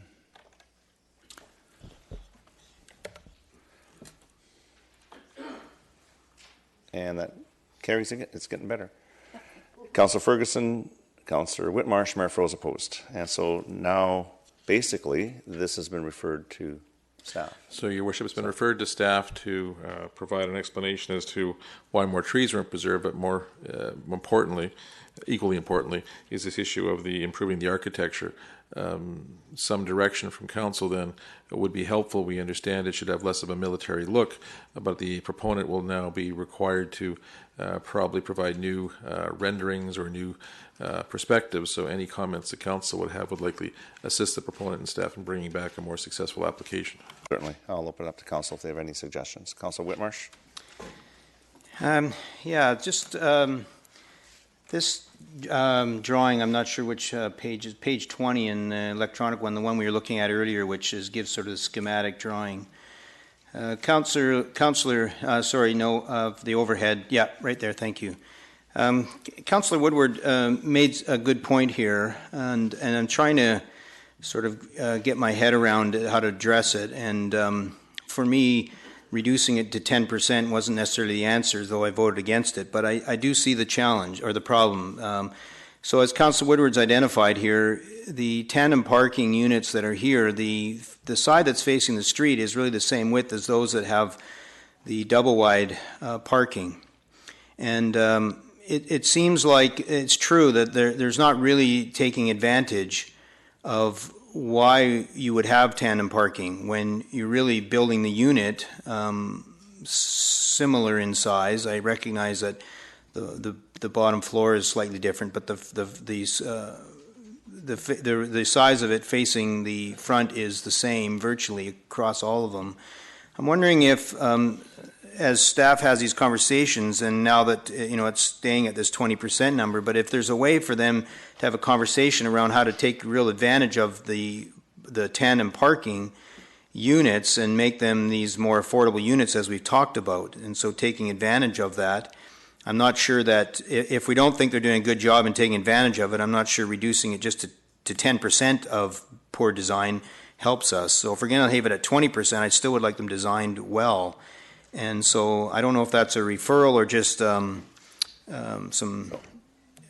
So it's already been referred, and so we're just looking for some comments because Council's decided to refer it based on the looks, and so we're looking for some. I guess the comments are that the tandem parking design from this drawing doesn't look like they're taking advantage of it, and I think they should reconsider taking advantage of the tandem parking in an appropriate way. Good for them to know. Thank you. Okay. Councillor Arneson? Oh, thank you, Your Worship. Oh, now that you've asked what I think about the look of the building. I would like to suggest more differentiation on the units. So if they're looking for some direction, it's pretty monochromatic there. I don't think that there's a lot that is looking at the individual units. One of the things I recall is that units should look somewhat different than each other. So I look at these long blocks and they more or less look the same as each other. Also, the roof line is very uninspiring. I think that it could have more roof line details. So those are my comments. And shed dormers or those kind of things I think would add a lot of pizzazz. Okay, thank you. Councillor Woodward, any suggestions? Yeah, I think it's a matter of changing the color, Councillor Long. I think for me, what I've seen a lot of projects come by from this firm. It's a great firm. I know them. And they've done a lot of nice townhouse projects, especially street facing, that look a lot better than this. So I think that's sufficient comment for a good architect to come back, which is more than capable of coming back. So people can draw their own conclusions of why this is not at the same quality level of some of his other applications and ask for it to come back looking better. Simple. Very simple. Thank you. Councillor Richter? Yeah, I'd say ditch the gray, use some brighter colors. Okay. And also the treatment of the windows. They all look the same. They look very sterile. I'm wondering if there's different window treatments that could be put in. Okay, thank you. Councillor Davis? Yeah, I can remember one time, 5 years ago on 80th, we had a bunch of buildings and they were all the same color, and all we did was send it back and they painted every third one red, and it seemed to set it off. But I just wonder if I'm not an architect, but the windows are all the same. If maybe the windows to me, because if you look at every window, it's the same size, and anyhow, I don't know. So, but they do look. I think the roof pitch looks like it should be on the eastern seaboard. You know, that tall window. Anyhow, who am I? Thank you. Beauty is in the eye of the beholder. So. Yeah, that's right. Yeah. Okay, so Mr. Back, I think you got some direction. Your Worship, that's very helpful. Thank you. Now, just to confirm, then we're taking this as being comments specific to this application, not general policy advice. If there's some other policy advice, you'd be looking for that by a separate motion. That's correct. It's just this one. Okay, so we're done with that. We're going to move on to the Mayor and Council report.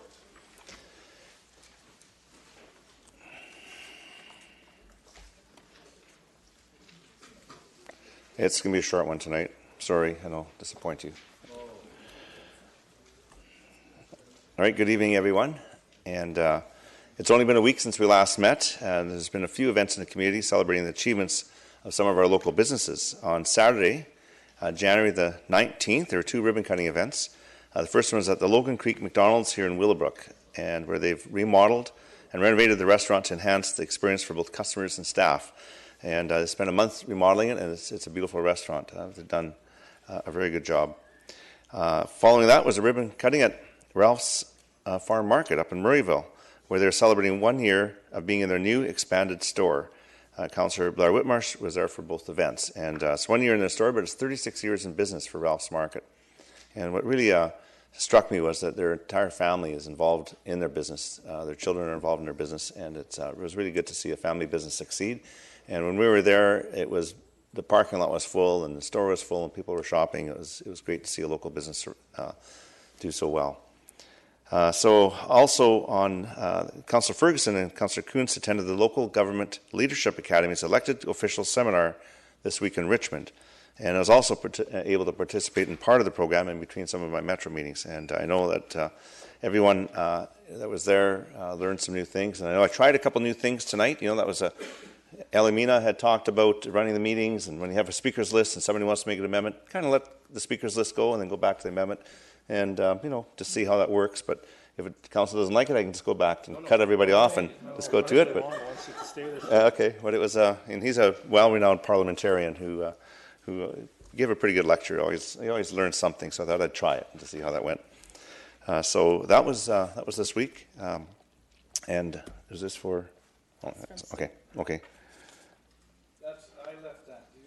Okay, you'll talk to it. Okay. Over the last week, there was some committee meetings at Metro Vancouver that Councillor Arneson, Councillor Long, and myself attended. And there's a The Metro Board meeting will be this coming Friday, and a report on that will be coming at the next meeting. So, Councillor Ferguson, you wish to? I'll kill two birds with one stone. I was at a Metro liquid waste meeting this week, so we're going with that huge budget. The second one is the elected officials conference. An awful lot of stuff on the marijuana. And of course, as I always talk about budget and budget deliberations and finding solutions to budget problems, finding new revenue sources and working forward towards budgeting a community for the future, planning for the future. And I also left every member of council, I've given them a copy of where you can find all the speaker handouts. And that's at www.civicinfo.bc, and I've given everybody a copy of that. If you can send it down, Mr. Mayor. Yeah, it's been done. And it was a great conference, and I thoroughly enjoyed it. Thank you. Thank you. Councillor Arneson? Yes, thank you, Worship.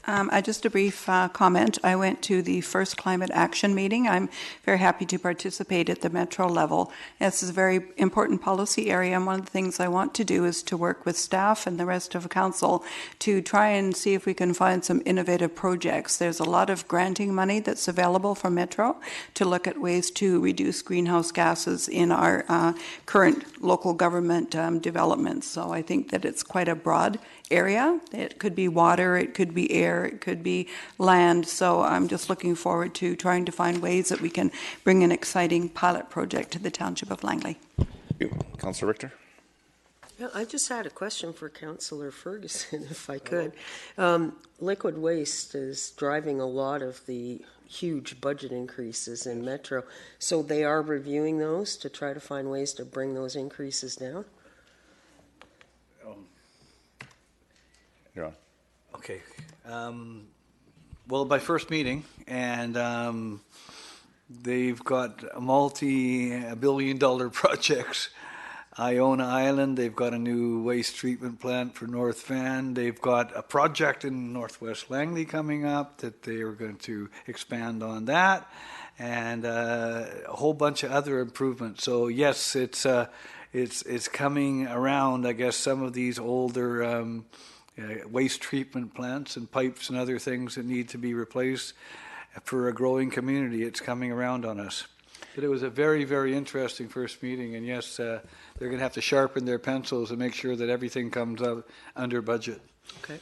And also, just to add, some of those wastewater treatment plant upgrades are legislated by the federal government, and that there's deadlines that they have to meet. So there's a lot of costs that are incurred in that, and it's a very important function that we have to have. And of course, that's one of the major drivers in increasing the budget, and it's costing municipalities more because we have to deal with some of these legislative requirements in improving waste treatment facilities. Okay, it's interesting, Mr. Mayor, and this is from a scientific point of view. Potable water and the liquid waste, sewers aren't sexy, are two of the biggest drivers for people living longer, for health reasons and other reasons. So That's there right. you go. I learned that. Yeah, thank you. Councillor Davis? Actually, I have on your way out to milk, if you relieve yourself on the rose bush, you won't use that potable water, and it'll save us all a lot of water. Anyhow, some things we don't need to know. I'm sorry, couldn't resist.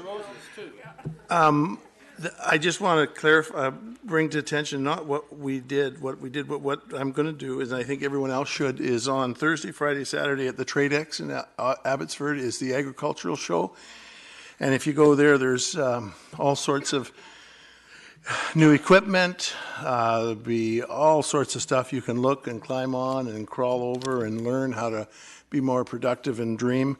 And it's at the Tradex at Abbotsford. And my advice is don't wear a hat, because if you have a hat on, they won't give you a hat to wear. So it's a real interesting show anyhow. You should go out and see what we're doing in agriculture for today. The Davis family will all have new John Deere caps by the end of the week. Okay, excellent. Okay, so we're going to move on. We'll move on to items from prior meetings, L1. Ms. Bauer, that requires a motion again. Okay, so this was brought back. I need a motion, please. Councillor Long.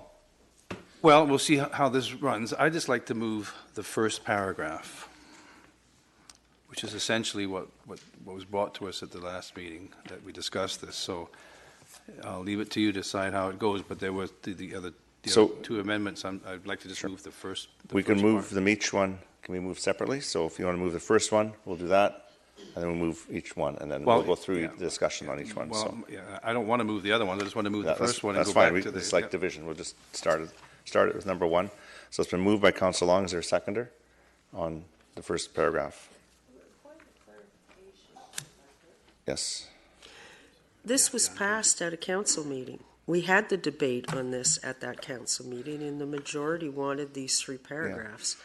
So I'm not understanding why we're going back to rehash a discussion we already had. I'll ask Ms. Bauer, the clerk, to maybe help out on the procedure.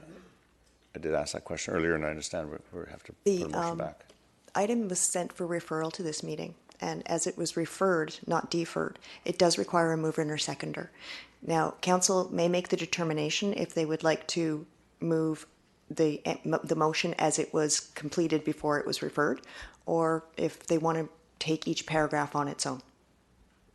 Okay, so I guess that means, Mr. Mayor, you're suggesting that we take each paragraph on its own, right, and not the whole thing at once. Yeah, and that was by a member of council, and it would end up being a division anyway, so if we just do that. So I've got a motion, a second by Councillor Davis. I'm just going to clear this queue and start it up. Anybody wish to discuss number one? Yeah, I do. Okay, Councillor Richter. We had a couple of letters come in wanting to see more people from the undeveloped areas on the planning committee than from the developed areas. So I'm wondering if that's captured in this first paragraph or if it's captured in the second paragraph. Be the second paragraph, so we'll wait for that, okay? Councillor Long? Yeah, so if you... But there we go. So if you look at what this first paragraph is describing, and you go to the terms of reference, it says the composition of the neighborhood planning team is 9 members, and it gives the breakdown of those 9 members, 16 years of age or older, 1 each from the 3 neighborhoods in the plan area, so that's 1 each from the 3 areas, Booth, Fernridge, and Rynn. And then it says you need a property owner from each of the 3.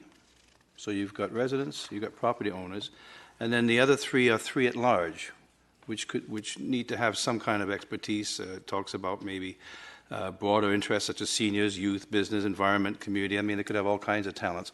And it says a preference will be given to those that reside in the Brookswood Furniture area.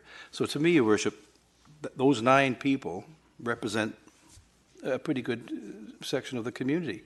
And this notion of adding more, although it sounds like, I mean, we got lots of letters that said not to increase the size of the team as well.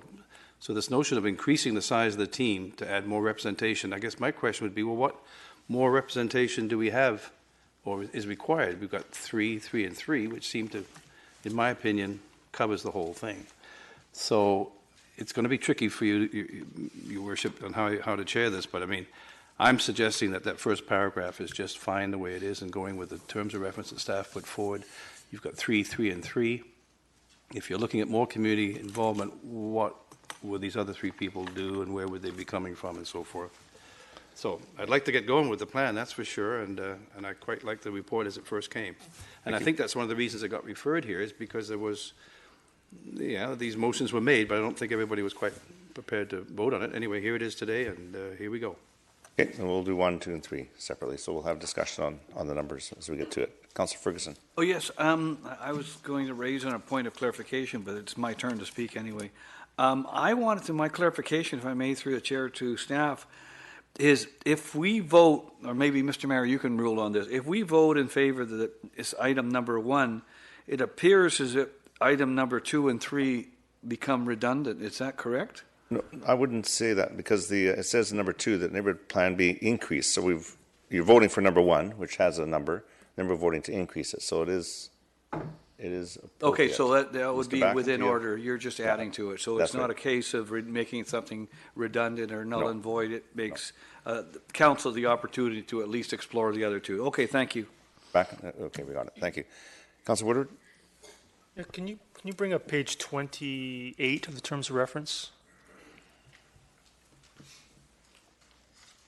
So I want to clarify that the first paragraph here, just so I have this correct, is really endorsing the scope of the timeline and, you know, this sort of statement on page 1, a single concurrent planning process for all neighborhood plans, the 3 neighborhood plans. So the first paragraph is essentially endorsing doing 3 neighborhood plans within 18 months to 2 years. Would that be accurate? So in that case, I did have some questions when I look at page 28. Because you're already moving on to the neighborhood, already moving on to the community planning team, and I'm still stuck on 3 neighborhood plans at the same time. Okay. Page 28. Page 28 of this report. No, the terms of reference, I believe, is what I had. Okay. Is that the one with the circles? That's correct. Yeah, I'll get to it. The circles. This one here. 23. Circles. Page 28, There we go. F3, page There we go. 28. May not be Must F3 be it. Yeah, anymore, that's it's it. L1 now. L1, yeah. Is this the one here? That one there, yeah.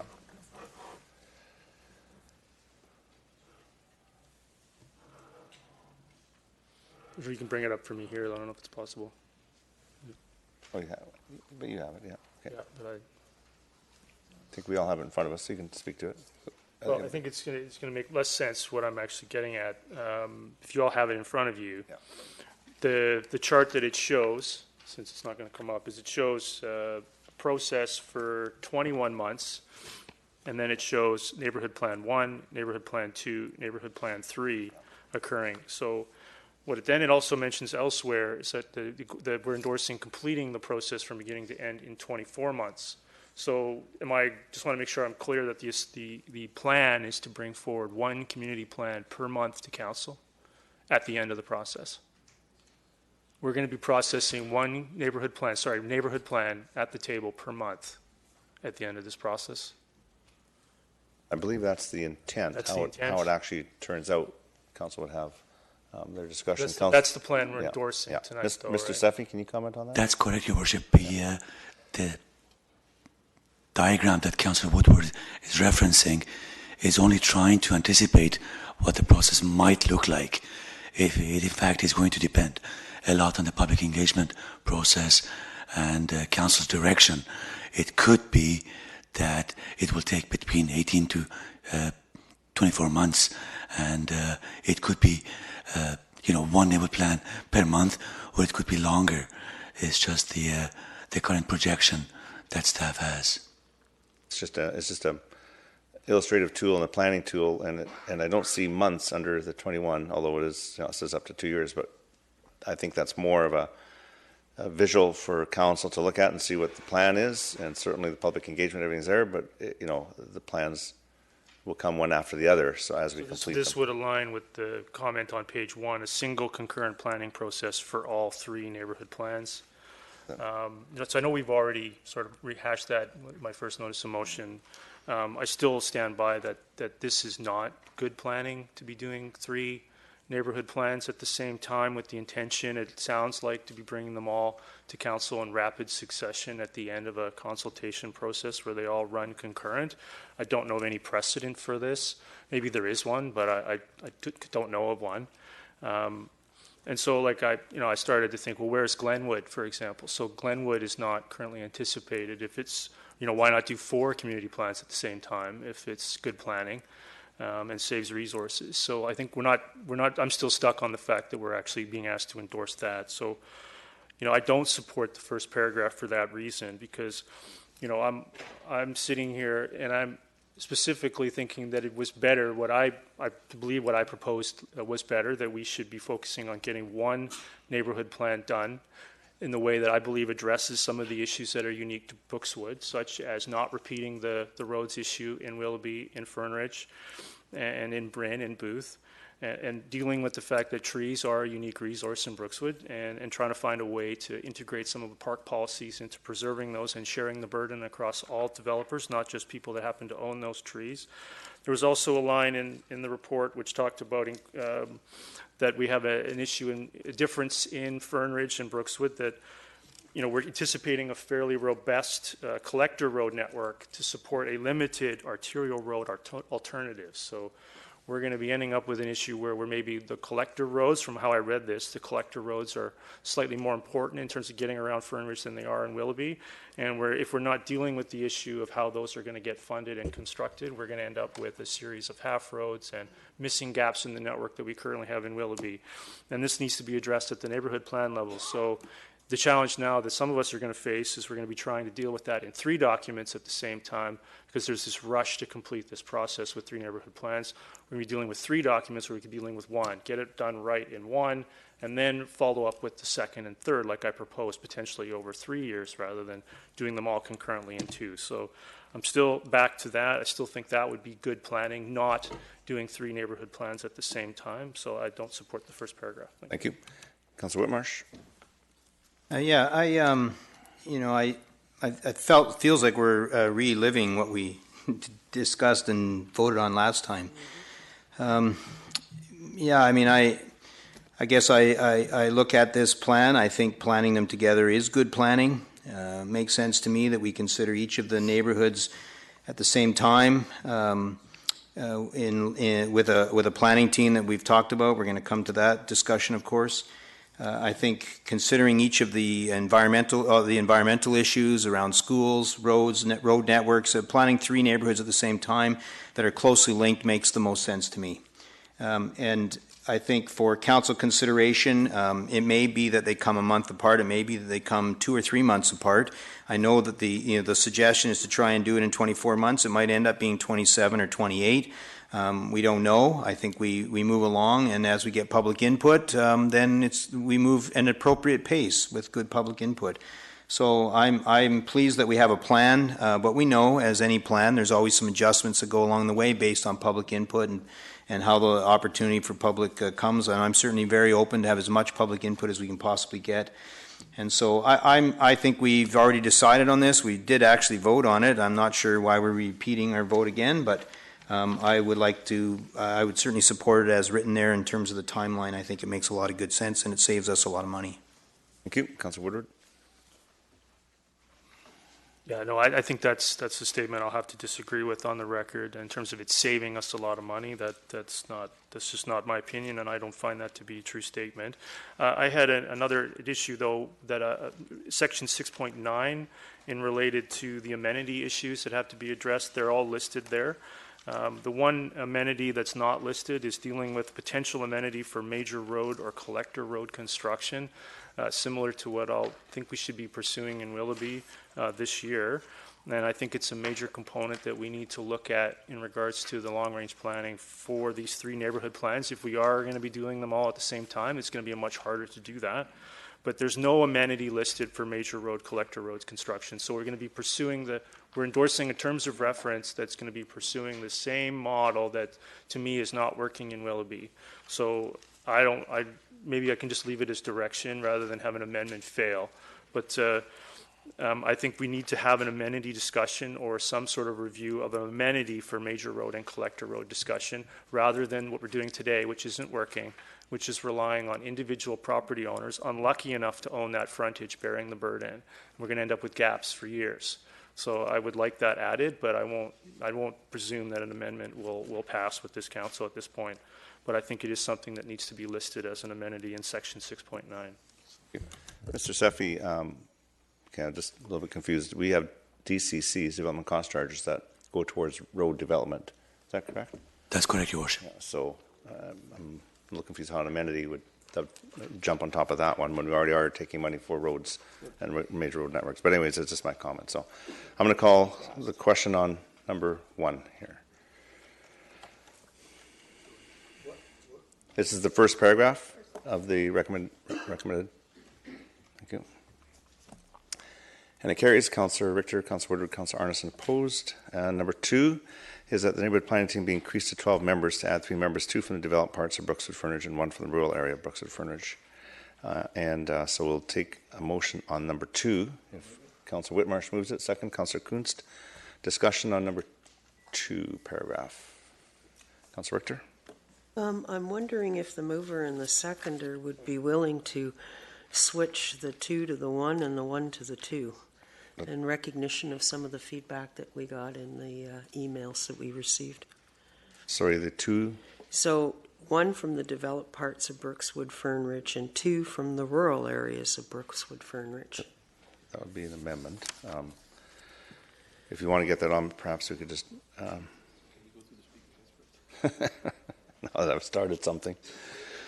Well, the question was to the mover and a seconder. Did you want to switch it around and discuss it, or do you want to do it through the amending process? I'd rather, I guess, hear some discussion okay, sure. before we change it. Okay, let's go through the list and we'll see what they say. And then, Councillor Whitmarsh? Yeah, this was a motion that I brought forward last time to increase the planning team from 9 to 12, and to include specifically some members from the Brookswood Fernridge area that are outside of the undeveloped area. And that was important, I think, because Brookswood Fernridge is that sort of area is one community. I live in Brookswood, and other members of our council live in Brookswood. And many of the people that are in this room here live in the developed part of Brookswood. And what happens with the undeveloped part of Brookswood is important to you. It's important what the road network looks like. It's important to you on what that community looks like and the kinds of amenities that it's going to have, as it's right beside you, and it's actually part of the same neighborhood. In 25 years, we won't call it the undeveloped and the developed part of Brookswood. In fact, we may not call it that in 10 years. It'll just be Brookswood Fernridge. It'll be one community plan for the entire area. So it makes sense to me that people from outside have a chance to speak into that, of what their community is going to look like. Just because they don't happen to live on a large piece of undeveloped land doesn't mean they don't have good input for what that community should look like. So that was the reason to go up and add 2 people. I suggested 2 from those that live in the developed part of Brookswood Fernridge, probably because that's where the majority of the population currently live in Brookswood Fernridge versus the undeveloped part. And then the rural area was that area that borders it, but is in the more rural. So I think it would be helpful to have 2 from the Brookswood Fernridge area. I'm certainly not opposed to having 2 from the rural area, but I think I would rather not switch it around, because I think I'd rather have 2 from the area that is the most populated and has the most consideration of road networks and amenities linked to it. Thank you. Councillor Arneson? Yes, thank you, Worship. I'm not going to weigh in on where people should come from, but what I did notice in the form, it didn't reference the fact that we don't know how long the person has resided in that area. So I think it would be helpful to council if we could put some amending language into the form to indicate whether or not that person, what length of time, what if they moved there last week, but now they're a resident there? Maybe they've lived there 20 years. I'm not saying one is better than the other, but at least we have a bit of a time reference to know, whether or not somebody has got a vested interest or a longer term perspective in the community. So I would just like to move some amending language to put that in there. Maybe I could just, before we do that, I'd just like to ask staff, I believe that when this neighborhood plan or neighborhood team is put together, council actually makes that decision on who goes on it. So we would know that background from the applications. So I don't know, I'm just thinking. That's correct, Your Worship. Okay. Could I also, Your Worship, could I just sure. ask for a clarification? Yes. I believe the intent, and I request clarification of that, the end of that paragraph, rather than saying the rural area of Brookswood Fernridge, I think the intent is to say the rural area surrounding. So the word surrounding is missing. Yeah. That was the intention, I think, of the motion. Yeah. I agree that was the intention. So if council accepts that without any opposition, we'll just add that in. It's the surrounding area of Brookswood Fernridge. But hopefully that helps Councillor Arneson, because it is council that makes an appointment. So if someone has just moved there, we'll have that discussion. So. Oh, sorry. If I can just, I'm not trying to rebut what you're saying. I understand. But just to make it more explicit, if I'm looking at a number of people, if there's 20 people who have applied, and I'm trying to rationalize who would I like to see as a balance on this team, maybe I'd like to look at how long the person has lived there, just as part of the information. Fair enough. So on the application form, does it ask how long they've lived at the particular residence? Can that be added? And that just needs direction. We don't need to have a motion on that. So we'll just add that. So we'll have that information. Thank you. Councillor Long? Great, so that'll be very helpful, I think, in the application form is what you're saying. Now, I guess I'm looking back at the original terms of reference, and there are these three people from the community at large representing the border interests, and the preference would be given to those residing in Brookswood Fernage. So I don't know if there's a need to add three more, because you've already got those three at large, which can fit that bill.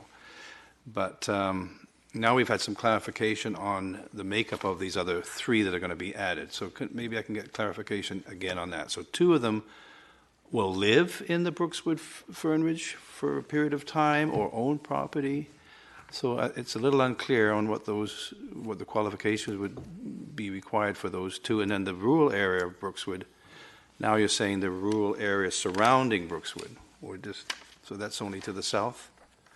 It's a little unclear exactly where that's coming from. So I don't know, is there a chance we can put a map up and point to where that would be? Or are we all, I think you're talking about everything south, right? Yeah, and there's some that's on the east and south, yeah. Okay, all right, so they'd be outside of Brookswood Fernage plan. Yeah. And there to be residents. Yeah. So I wonder if that should be put in there then. I think we can, as council, when we're sorting through the applications, can make those decisions at the time. So I guess I see a nice balance with the 9, so I really feel that by increasing it, even though it sounds good, it may be, it's so nicely weighed now with 3, 3, and 3. So now with 3 more, so I'm thank you. Thinking about it, but I think I'd much rather leave it the way it was. Thank you. Councillor Woodward?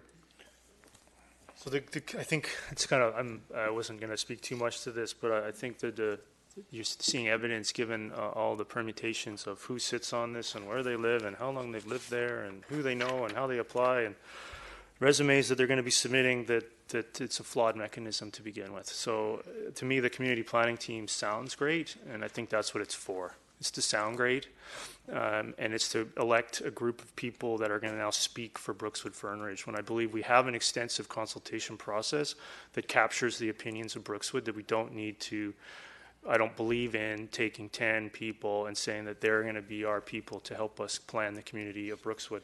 So then we have this form, which I want to clarify, still says live or own property. So this would potentially be people applying, certain quantities of people applying that just simply own property there, which I also don't simply agree with. So I think, again, rather than getting into this endless minutia of who lives where and how far they live in southern rural area this and northern rural area that the mechanism itself is flawed, and don't support it. Thank you. Councillor Kunst? I support it in the sense that every time we talk about Brookswood and we talk about development up in Brookswood, in the last 4 years, 6 years, I've lived there my whole life, and people want to be involved in this process, and I don't think that we need 3 neighborhood teams of 10 and another neighborhood planning team of 12, but this is what people want. So I want to just recognize that, and if we can get to the end of this with everybody feeling like they've been heard, that's what I'm supporting. Again, I'm not necessarily supporting the 3, 10, but in the spirit of wanting everyone to be heard. I agree that there is a way for people to be heard, but that's why I'm supporting this. Thank you. Thank you. Councillor Richter? Yes, and I agree with what Councillor Kunst is saying, that people are really passionate about that part of the community and they want to be involved, and I think we should be giving them as much opportunity to get involved as possible. But I did have, so I actually support, I think it was Councillor Whitmarsh's original motion to add 3 more members. I did have a question, though. When we substitute the word surrounding in this, can somebody tell me where surrounding is? Because Surrey is surrounding. And I'm just trying, I'm looking at the picture on page 3. So when we say 2 from the developed areas and 1 from the rural area, I originally interpreted that, okay, Rynn is more or less developed and Booth is more or less developed. Brookswood, or the Fernridge part, isn't developed. So that's the way I interpreted. 2 from the developed part, so maybe 1 from Rin, 1 from Bruce, and 1 from Fernrich? Is that what the intent was? No, so, intention was the developed part, Brooks, with this. Oh. That's what all along we've been talking about, the developed part of Brookswood and the undeveloped. Okay. All right. If that's the case, then I would definitely like to move a change, because it's the people who live in Rin, Booth, and Fernrich who are going to suffer the major changes of what happens here. So it should be. they're in the 9. They're already represented in the original 9. We're just adding. Okay, but I think they should have 2 more because they're the ones that are going to be affected. And also, was there some discussion around changing it to go from 3 members to 3 residents? I like that idea too. I think it was meant to be residents. Meant to be residents. So can we make that amendment? And again, council will be the one choosing these people, so we would be able to weed out if somebody lived in Surrey or Coquitlam that wanted to be on this team. So I don't, we do have that ultimate choice, and so do we need to put in other residents? We're going to see that on the form. On the forms, does it indicate resident? Yeah, it has their addresses on there. So yeah. So the amendment, I don't know if that's going to help anything, because we're already going to be going through that process. This is just a committee to represent. It's not there'll be lots of opportunity for people who live there to have input. And there was a very successful planning team that I think they were very successful in helping staff and council shape the update of the official community plan. And this is similar. And they're not the ones that are going to be making all the decisions. I guess ultimately it's council, but they're certainly going to be in the community talking to people. We'll be asking the greater community to provide input. Lots of opportunities. So I hope we're not getting too bogged down on this committee. We as council will choose who goes on there based on their applications and have a lot of discretion in that regard. So Councillor Richter, if I can just get exactly what it is that you want to add in there to make it clear. Well, where it says increase to 12 members to add 3 members, take members out and replace with residents. Okay, we can do that. I think that's clear. And with unanimous consent of council, will accept that amendment? Just to change it from members to residents? Had 3 residents. Members, residents, the same. You have a problem with that? Yeah, okay. It should be property and or residents. Property owners or residents. Nope, I think it should be residents. Okay, so we'll do it as an amendment then. Councillor Richter, move that amendment. That amendment. And then I need a seconder to them. I was just only asking for unanimous consent. If there isn't, then we just go to the amending process. So it's been moved. Is there a seconder to that amendment? Councillor Whitmarsh seconds it. Discussion. Councillor Long. I don't understand how you could possibly exclude a landowner, right? People that own the property that is being developed, they have a say. So I don't mind the wording property and/or, and as the mayor has said repeatedly, it will come to council with, and I think we should expand the form to make sure that all the information on the application form is there, whether they reside or whether they don't. But I don't think you can exclude citizens that own the property there. They might choose to live around the corner or something, but I mean, if they own property, they should have some rights. So I think there's a big change there, Your Worship. Thank Leaving it and or gives it back to council's consideration. Thank you. Councillor Whitmarsh. Yeah, this amendment only applies to these 3 new 3 new people that are being added. 2 from the developed part, 1 from the rural. This amendment asks for them to be residents. The other 9, there is, if you read through it, plenty of opportunity for property owners who do not reside to still be on the committee in the original 9. So this is just for these 3, this amendment. Okay, I'm going to call the question on that amendment to change the word from members to residents.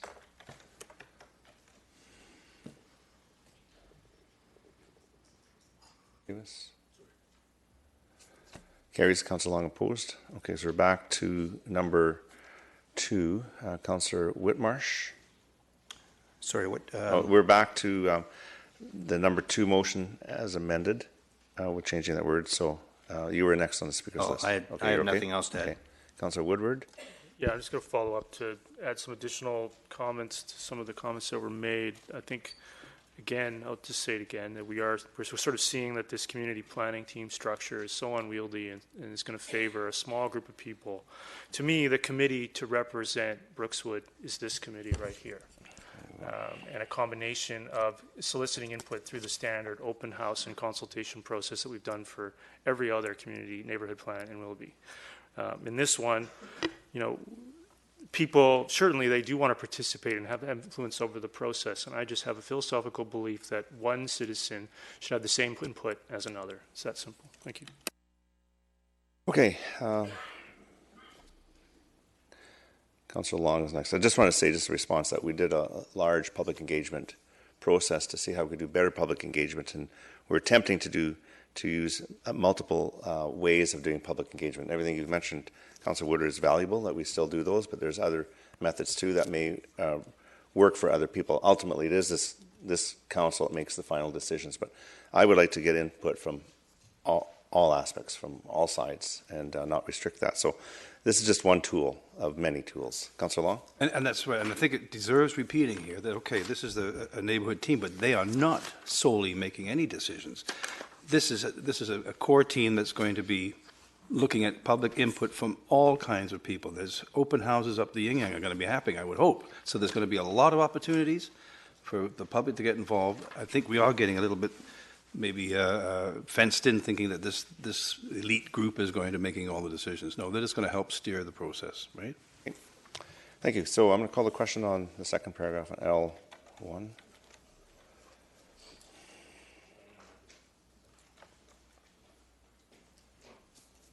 And it carries. Councillor Woodward, Councillor Arneson, Councillor Long opposed. So now we're into the third paragraph, and this is that the neighborhood planning team be instructed to provide in terms of reference for council approval that shall include 3 subcommittees for each separate neighborhood with a maximum of 10 people each. Now this one I know we had lots of discussion on, and I think it kind of went a little bit, maybe it's one of the reasons it's here. My thinking on that is that maybe this committee should be smaller and they should be drawn from the main committee so that they can focus on those neighborhood plans to address some of the concerns we've been hearing, that the neighborhood plans may not get the focus that they need, the individual ones. So that was the intent of it, but we'll leave that up to council if anybody wants to move it or leave it. Councillor Richter moves it. Second. Is there a seconder? Councillor Davis. Councillor Long. Discussion. You know, yeah, this is how we got. This is what we got hung up on last time, because you're potentially going to have now 42 people. So I really think that that this group. Okay, I just finished saying that they don't have all this power and so forth, but if they want to have some task forces, allow them to have some task forces. If there's some special areas that need extra attention, call a task force together. They can have that authority, I would say, to go ahead and operate as they wish, whatever they need to do to get the information that they require, that the process requires, that council ultimately requires. So really, I would like to leave this out and not support it, because that's where we got kind of unruly. But surely the team can have the ability, just like any advisory committee to council has, to appoint a task force if it so wishes, if it's so required. Okay, so on that, I'm just going to ask the clerk, under the terms of reference, would this planning team require direction from council to give them the authority to form a task force, or can they come to the council to form a task force? Or can they do it without council? No, with any of our committees, they do have to come to council in order to get authorization to form a task force. So I would assume, I would expect this would be exactly the same. Okay, if a task force would be formed, they would come to council. Our maximum task force is a 3-month time limit, unless extended by council. Okay. Okay. So that is allowed. Mechanism there. There's a mechanism. Thank you, Councillor Richter. Yeah, I think, again, this is a reflection of the passion that's in the community for the community that they live in. They understand that change is going to be coming, but they want it to be the right change. And I also think that each of the 3 neighborhoods are substantively different in what they consist of now and what they will consist of. They're not going to be 3 cookie cutter areas, and they shouldn't be 3 cookie cutter areas. So I think by opening this up so that each, like Fernrich has a group of 10, Booth has a group of 10, and Rynn has a group of 10, that those groups of 10 can discuss and come up with what they think is best for their area. And maybe what we do is have one of those 10 or 2 of the 10 coming from the group of 12, the planning committee, so that it's coordinated between the 3. But I think we would be making a mistake if we didn't provide more opportunity for public input into what the future of their homes, their neighborhoods are going to look like. Thank you. Councillor Kunst. So with this third one here, I didn't support it initially because I didn't think we needed 30 more people speaking to this. But if there were representation from the first 12 on that particular team or committee, subcommittee, so that there's some continuity between, the meetings, and it's not just, one group deciding this and then it doesn't make sense when they get to the big team. So I would support that. I don't know how we can, put that in there, but. That's a good point. I think the intent, at least my intent, was to ensure that the neighborhood planning team would have representation on these. 10 might be too big a number, but it says to a maximum of 10. So they could have 4 people on, they could have 6 people on. That would be up to that committee to structure it. But obviously they'd be reaching out to the community and bringing on some other ones. So I don't know if we need to restrict it that much and allow the planning team to come up with something they can come to council. If the team sort of dissipates and there's no interest, then we just leave it at that, and that it's the 12 that really will be.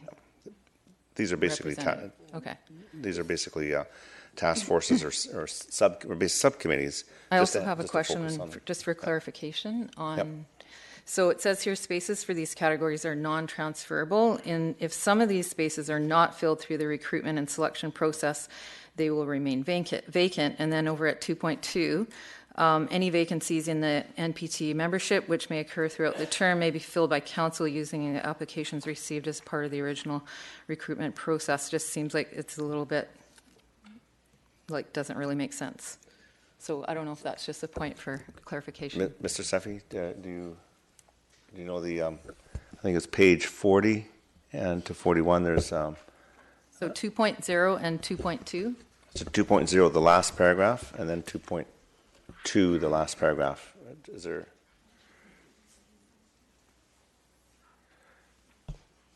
Looking up the staff. Your Worship, I'm going to defer to Mr. Nelson.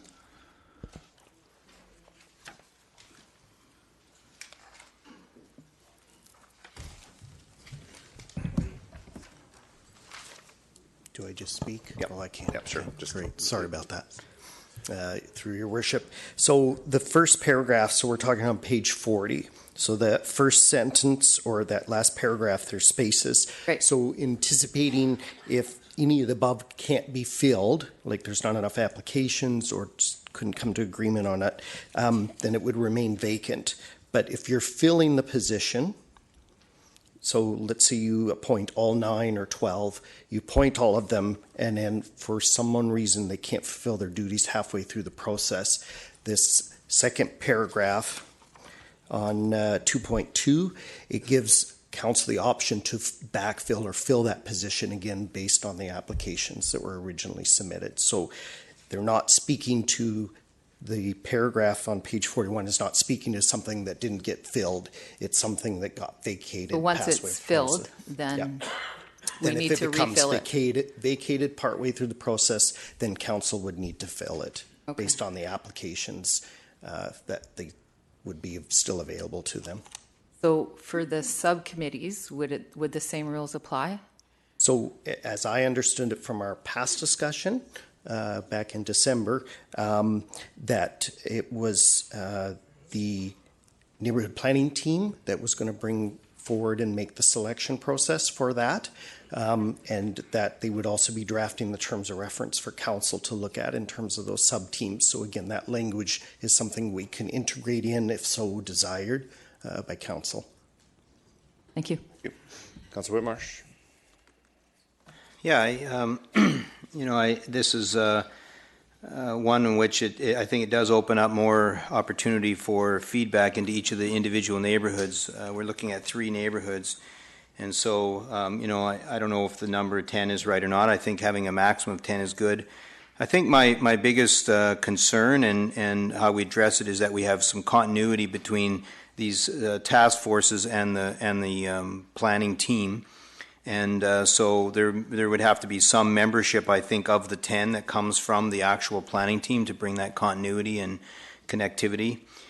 If, for example, and I don't necessarily want to get too prescriptive, but if, for example, now that we have 12 on the planning team, if we were to divide them into 3 and put 4 of them on each of the task forces, we could have 4 on the task force from the planning team plus an additional 6, which would give them their 10.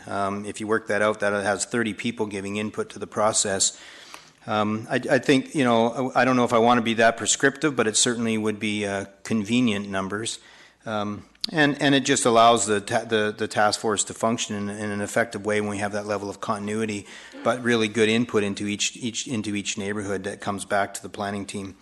And I think the second concern for me is that we move in an appropriate fashion, in a timely fashion, that the subcommittees aren't unduly trying to slow things down for the purpose of slowing things down. We obviously want good feedback and we want good input, but I think the primary importance is that the planning team continues to move forward in their planning and giving good input into council and the rest of the planning process.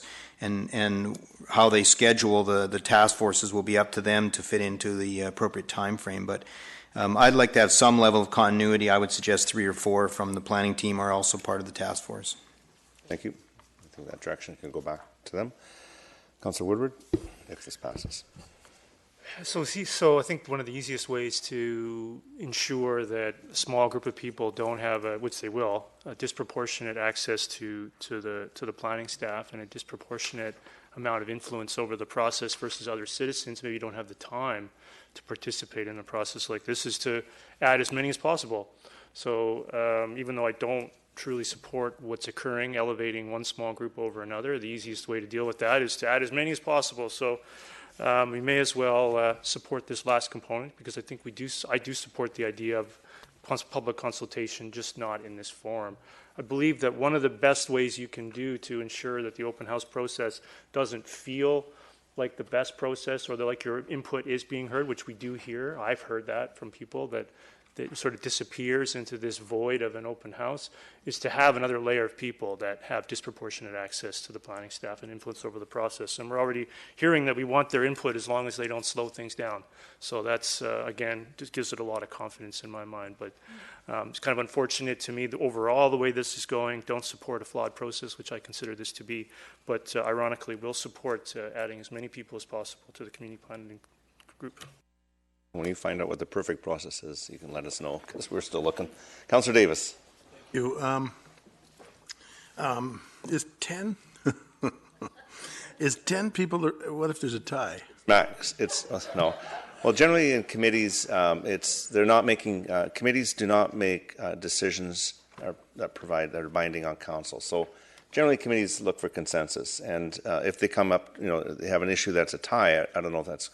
They just need more discussion. That's what a committee work usually is. It's not like we're asking them to make decisions. We're asking them to go through this, make some recommendations, help boil down some of the information. I also feel Councillor Woodward, you put too many people in and you maybe now you're not going to make a decision. But one thing's for sure, Brookswood has come out and put a lot of time. Everybody is very passionate. We've been working on this for a long time, and we're almost there. We're almost there. And I'm going to support I'm going to support this one. It tends to go in a direction of transparency. There is an awful lot of opportunity, even if you're not on one of these committees, to be engaged throughout the process, and I'm going to support it. Let's get it started.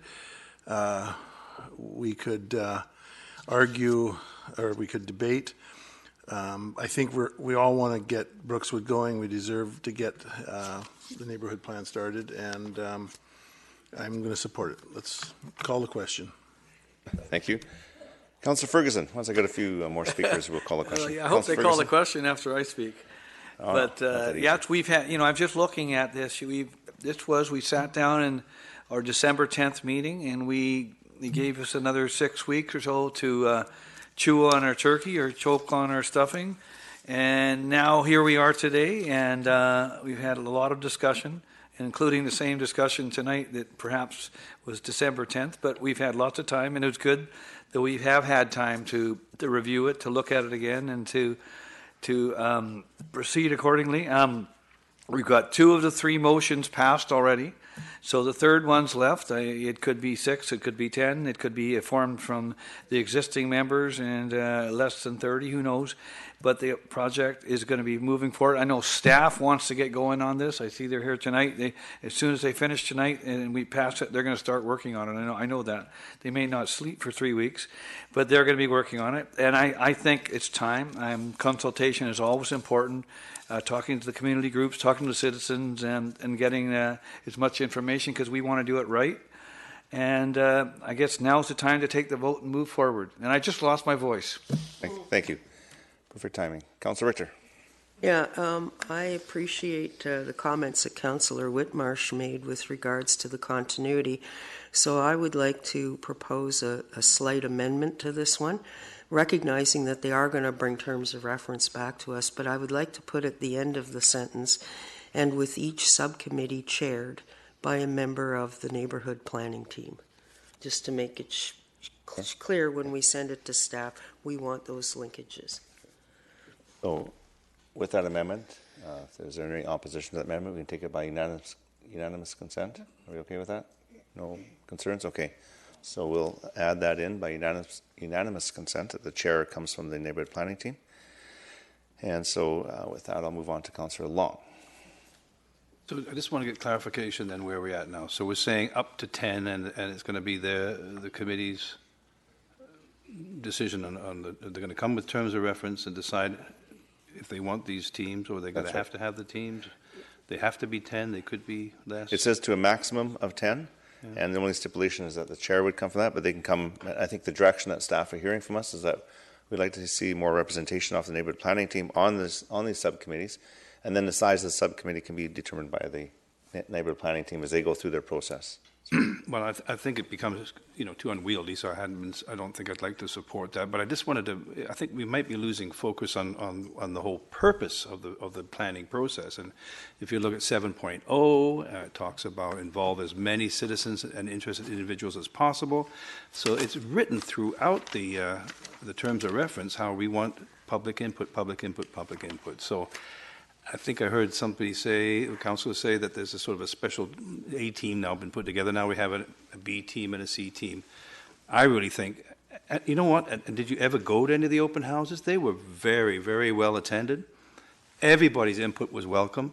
There wasn't really any division in terms of whose opinion was more important than another. It was a huge planning process of the whole community, and I think that's what we want to see this become. So I think by having now potentially, 42 people now with all these subgroups, I think it's going to bog down. I really want to see the public input started with the whole team leading tons of people to come out and talk to the plan. So that's what I'm looking forward to. Thank you. See no further discussion on number 3 as amended. I'm going to call the question.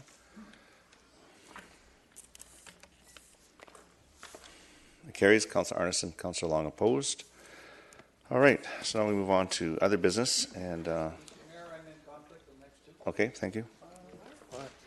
That's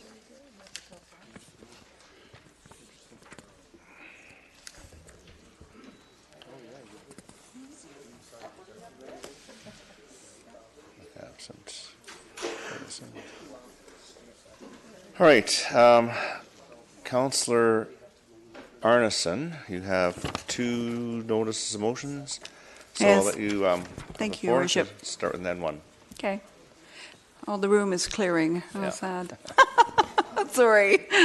And Okay, thank you, Your Worship. Maybe you wanna- I'm going to read out the motion.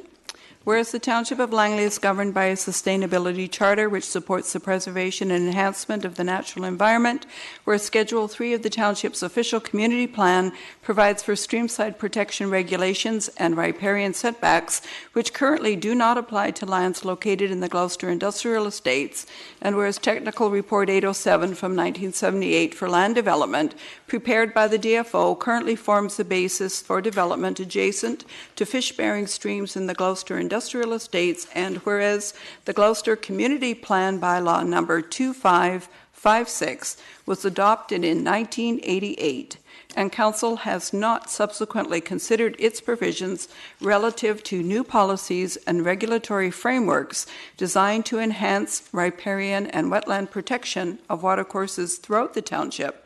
Therefore, be it resolved that Council directs staff in consultation with the DFO and consistent with provincial guidelines to bring forward for Council consideration an area plan review and draft amendment bylaw to facilitate the adoption of the current streamside protection regulations for the entire Gloucester Community Plan area. It's been seconded by Councillor Davis, moved by Councillor Arneson. You did, but I saw his hand and you said it, so I know I gotta get more eyes. Councillor Arneson, I'll let you speak to that. And then just a consideration that I'll be asking staff of, because I know this is directing staff to bring forward an area plan review and a bylaw. Yes. I may want a piece in between, a report from staff, but I'll let you speak and then I'm going to ask Mr. Backen. So. Okay, thank you, Worship. Yeah. And just by creating a bit of context, I originally brought this forward because as a result of lengthy council debates in the past and a multitude of discussions, it has become clear that there is some concern regarding the watercourse standards in the area. And so West Creek in particular, some may be aware, has actually been identified as an endangered water body and as a result has special status in the province. So historically, the area plan was covered by DFO guidelines related to these watercourses, but these plans have not been reviewed for decades. And so I would say when applications come forward and we are looking at a DP, we're only allowed to speak to the form, siting, and character and nothing to do with the other potential conservation and water body conversations that we've been increasingly wanting to have in the area because of the special status of this water body. So the current framework allows proponents to negotiate environmental trade-offs based on pre-existing covenants with the DFO to compensate for lost habitat. So over the course of time, there has been significant changes to the environment, based, albeit with a qualified professional and putting forward what is considered to be relevant trade-offs. However, I strongly feel all other areas, save one, I believe, a small area in the township, is currently covered by the new regulations, and these are considered to be best management practices. So our streamside protection regulations, I believe, should apply in the Gloucester area, and I believe it's really important at this time to bring this forward to Council and for us to work with staff to find a resolution to something that I believe balances the provisions of our sustainability charter and other environmental policies in the TOL in a balanced way. So this is the proposition. I'm open to discussion about this, but I think that I just want to use the analogy to say if I had a subdivision in the township of Langley and I had one house that did not conform to the update bylaws and current standards, I would not think that this was good public policy, and I'd ask myself, why do we have this anomaly? And so I look at this situation and say, to me, this is an anomaly, and why we need to change it is because it is becoming very clear that there is a trend towards more overt action towards protecting our watercourses. We live in an unprecedented era when we have climate change, we have very big stressors on our water bodies, and this includes what's happening to our habitat. And we need to recognize there is a circularity between what we are doing to our waterways and how we are protecting our fish species. And there's a whole conversation to be had around that. So to get to the germ of what we need to do a better job of management of our local water bodies, and this is a huge step forward from my perspective. Thank you.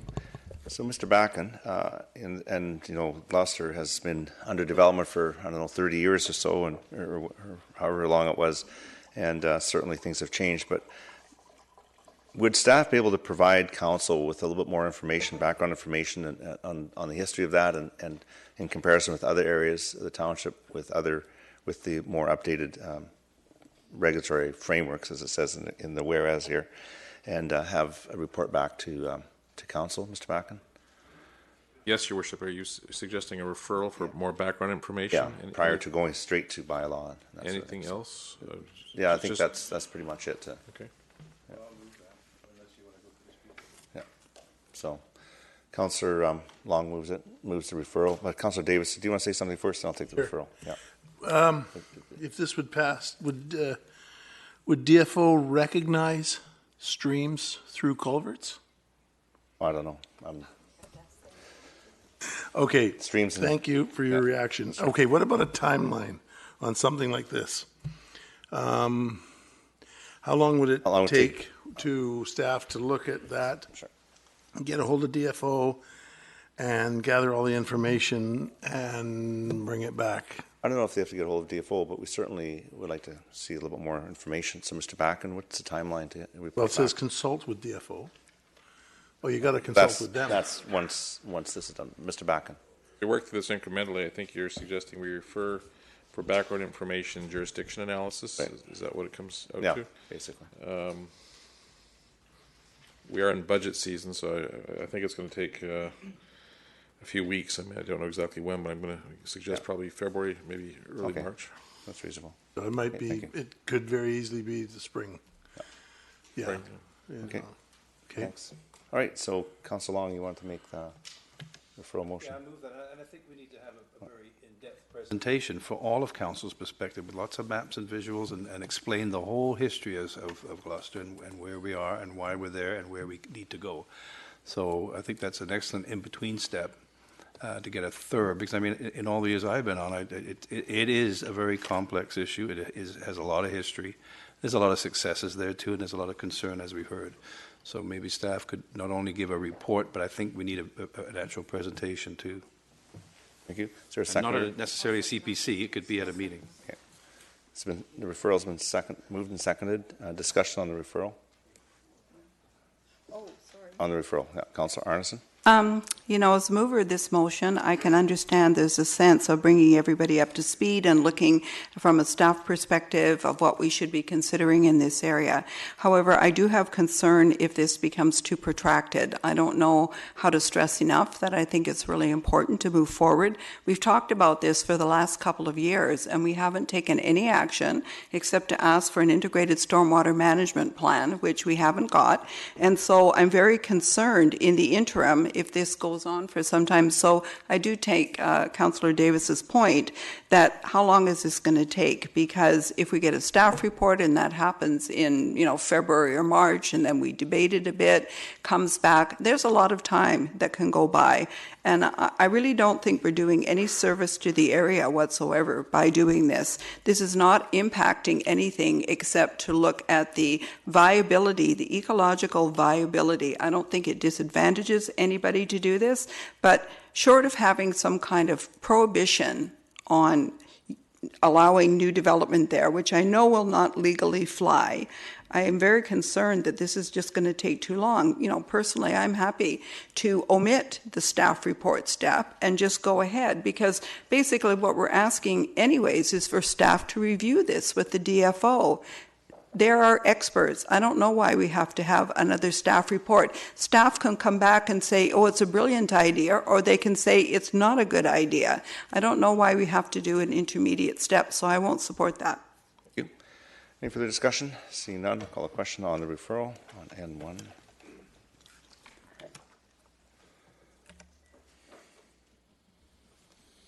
And it carries. Councillor Richter, Councillor Arneson, Councillor Davis opposed. And so we'll go clear that queue, and we go to Councillor Arneson for N2.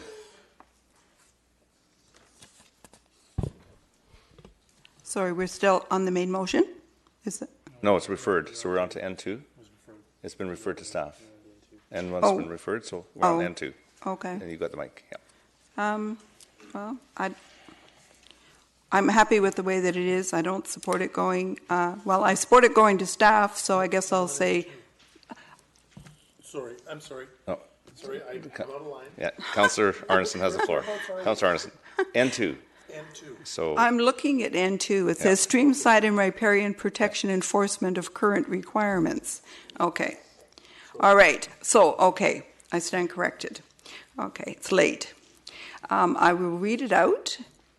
Whereas Section 31315 through 31319 of the 2016 Official Community Plan, OCP, township streams and riparian areas apply throughout the entire area of the Township of Langley, and whereas under Section 31319, all watercourses and riparian areas are designated as streamside protection development permit areas, and whereas all development in these DP areas requires a development permit, and all development must comply with the guidelines stipulated in Schedule 3 to the OCP.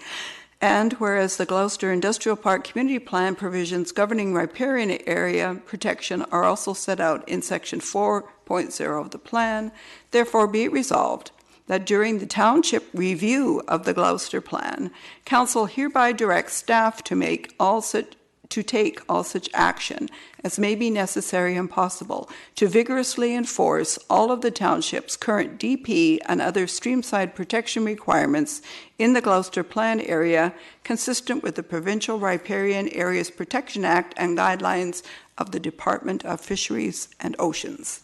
Is there a second? Second by Councillor Richter. I have a question for staff. Mr. Backen, or maybe Mr. Seffi is better able to answer this. Don't we already do this? The gist of this is that we enforce all of our policies, procedures, rules, and laws that govern streamside protection. Don't we already do that? This is really asking you to do what you're already doing, is the way I read it. Yes, we do, Your Worship. Okay, so this doesn't change anything. Whether it passed or not, we'll still vigorously enforce all of our bylaws and streamside protections, and this doesn't change anything. Is that correct? That's correct, okay, thank you. Just want to get that clarification. Councillor Arneson? Yes, thank you, Your Worship. I understand that these are protocols that will be enforced. However, under the circumstances, I think we have to look at the context. And if we're asking for a community plan review, in the interim is the area that I am really concerned about, because without having any express oversight over the area, I would be concerned that we are not necessarily taking all of the proactive steps that we might want to with the protection of these riparian areas. So I think if we learned anything from things like tree protection bylaws, as soon as you say you're going to do something like that, we have this reactive kind of mechanism that says, well, let's see what we can do prior to that and ask for forgiveness later.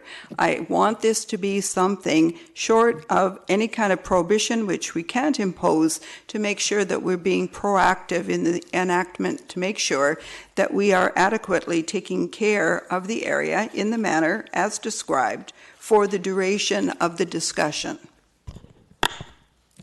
Councillor Woodward? Yeah, I'm confused by the first statement. During the township review of the Gloucester Plan, are we reviewing the Gloucester Plan and I missed that somewhere? No. Yeah, so we're not actually actively reviewing. So this was assuming the first one was going to be successful. Is that correct? That's correct. Okay. Yes. Okay. So if this gets referred as well, they would be both looked at the same time. Is that correct? Yes. Okay. So I just want to clarify that we could keep them both alive by doing that. Yeah. That's right. You could refer this one to staff, or we can vote on it. So unless there's a referral motion. Okay. So you want to make a referral motion? So I would just. Sorry. Let me get back on again.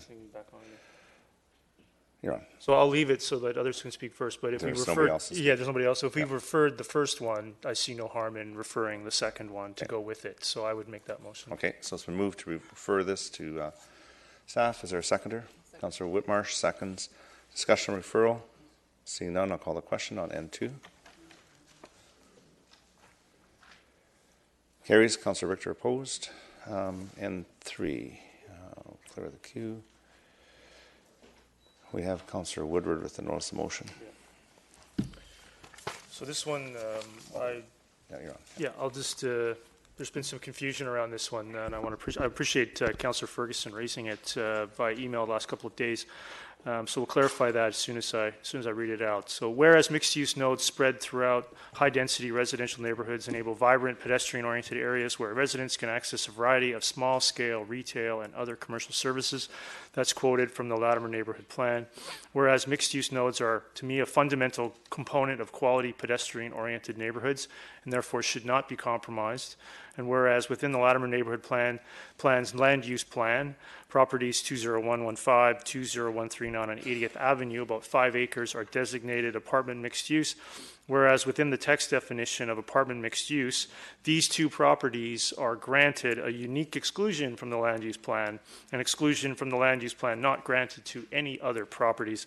Therefore, be it resolved that staff be directed to bring forward a Latimer Neighborhood Plan text amendment to remove the unique exclusion for these two properties, 20115 and 20139 80th Avenue, from the apartment mixed use definition and requirements. So move.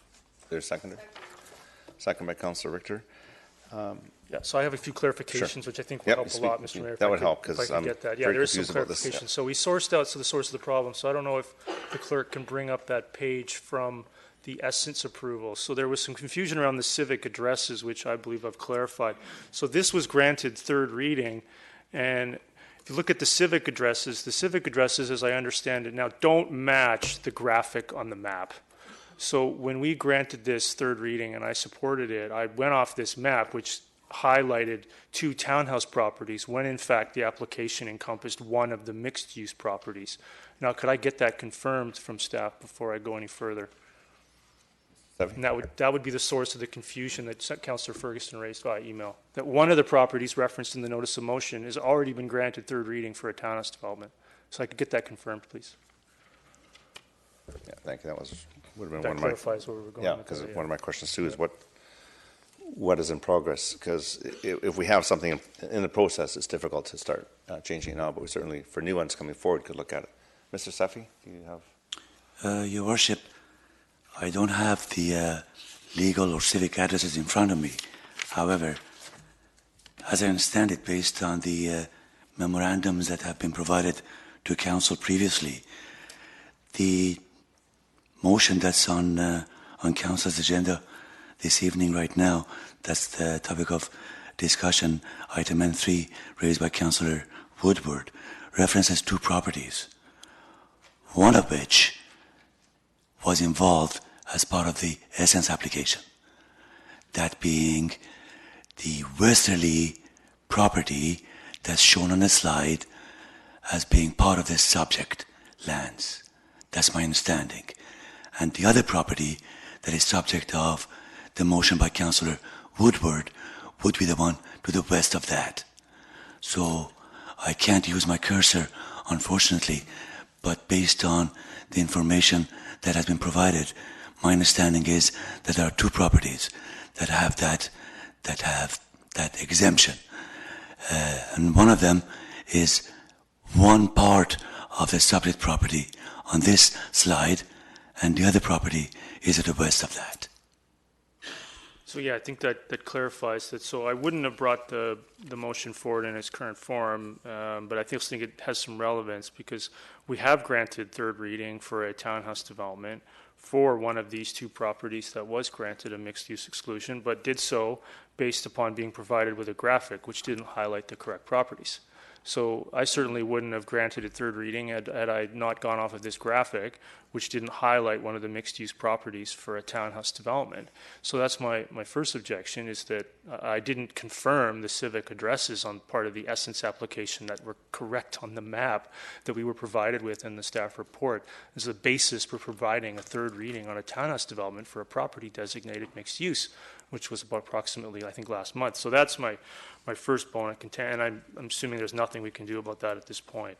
So the basis for the motion was that, for me, I value mixed-use development in Willoughby significantly, and we, to me, don't have quite a bit enough of it. So when we go through a land use planning process and we designate a property as mixed use, I couldn't get a rationale that was acceptable to me as to why one or two specific properties are granted in a unique exclusion from the land use plan that's formulated and designed and presented and adopted, where we grant this exclusion to two properties. So I just thought it would be an easy one to look at and consider in terms of removing that. So to me, we have not enough quality mixed-use development in Willoughby, for example. So we have this now, which is a townhouse development that should have been mixed use. We have a situation in Willoughby Town Centre from last term where council voted to allow the developer to remove the mixed-use component of a significant portion of Willoughby Town Centre. So we have this trend where mixed-use development, to me, is not valued sufficiently. And so I wanted to raise this at the table. This is one of the things I ran on, and this is one of the notices of motion that I wanted to bring forward. And I'm hoping that we can still value the other half of the mixed-use component of this neighborhood plan and remove the exclusion for the other half of this. I don't believe we should be building, strip malls next to farmland, and we should be valuing mixed-use development more than we are. And I don't believe we are doing that or sending that message when we're allowing exclusions to one or two properties on mixed use. And then the rationale I received was market conditions, which to me is not sufficient. So if market conditions don't permit townhouses, we don't approve high-rises and vice versa. So for me, if you have a property that we need in the long run of a neighborhood the last 80 years or 100 years, we design that to be mixed use. It should be developed as mixed use. If that's not viable today, it'll be viable tomorrow. So I don't believe we should be providing this flexibility based on market conditions, quote unquote. So I did want to raise this motion. I wanted to bring this forward that we remove that unique exclusion for these two properties from that. But then through that process discovered that we've in fact inadvertently, at least for me, I'll speak for myself, voted for third reading on what I thought was a townhouse development based on this map, which didn't highlight the correct properties, as far as I understand it. And if that's not correct, then I would like to be corrected. But from what I understood, we've given third reading to a townhouse development for a designated mixed-use property. Thank you, Mr. Mayor. Thank you. Okay, so... Your Worship, can I just provide some clarifications?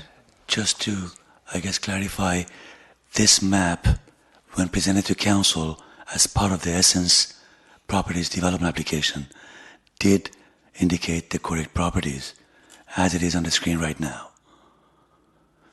So where's the... So where's the confusion coming from in regards to Councillor Ferguson's inquiries? Well, just hang on. The question is to staff, so I will refer to Councillor Ferguson at the appropriate time. But Mr. Seffi, if you could clarify. So there's a lot of confusion here then. There is on this, and perhaps, again, hate to refer everything, but it would be nice to get something back to unmuddle this, because even what you're saying, that one of these properties already is part of an application. So my basis. Now we have a motion on the floor, and what do we do with this to get more information so council? I agree, it is very confusing, and I'm a little. So I would like to clarify, because I think we were told that one of the two properties that is highlighted as mixed use was granted third reading already. So that's correct. I made an assumption that it was the Essence application, given the civic addresses at the top of the page there. That's correct. Okay, so one of the two mixed-use properties of the subject of this motion have not been given third reading? I understand. One of them has. One of them. Which one? Which address, Mr. Seffi? 39? Is it 39 or 15? It would be...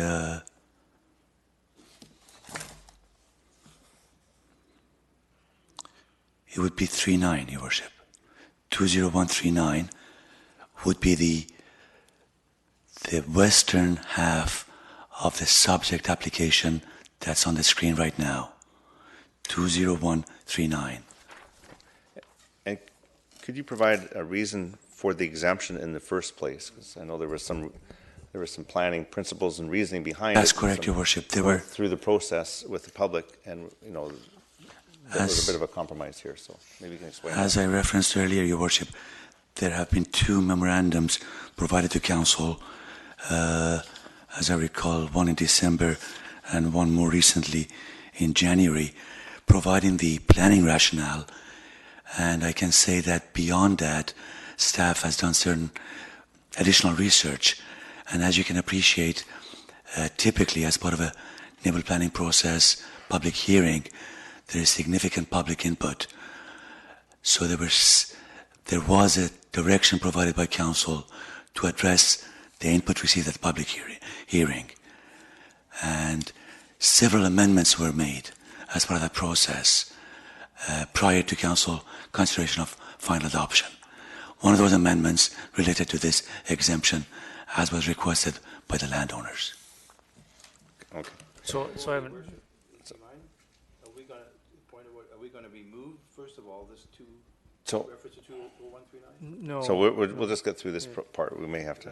Yeah. So let Councillor Woodward finish off, then I'll go. So I want to clarify. So because if I've made some errors here, I certainly want to be corrected before moving forward. So in the Latimer definition, it clearly states 20115 and 20139 80th Avenue are those two mixed-use properties because they're contained within the apartment mixed-use definition. Now, the error may be that it's referencing civic addresses in the definition that are not these two mixed-use properties. That may be the source of the error. So this map may be correct in the sense that it may be highlighting those, but maybe the civics. Now, I thought I looked them up on GeoSource prior to the council meeting, but I only had a few minutes. So maybe it is appropriate to refer this back and get this all clarified in terms of civics and the essence application and whether this map is in fact correct and whether or not we've actually already approved one of these as being a townhouse development or not. I think that would be helpful, and then staff could focus right in on this. Yeah. And if I have stated things incorrectly, then I certainly apologize for that. But from what I'm reading, there's an error here somewhere based on this map or the text definition. Do you want to make a referral motion? I'll make my referral motion on my own. Seconder? Councillor Whitmire seconds. Any discussion on the referral? Seeing none, I'll call the question.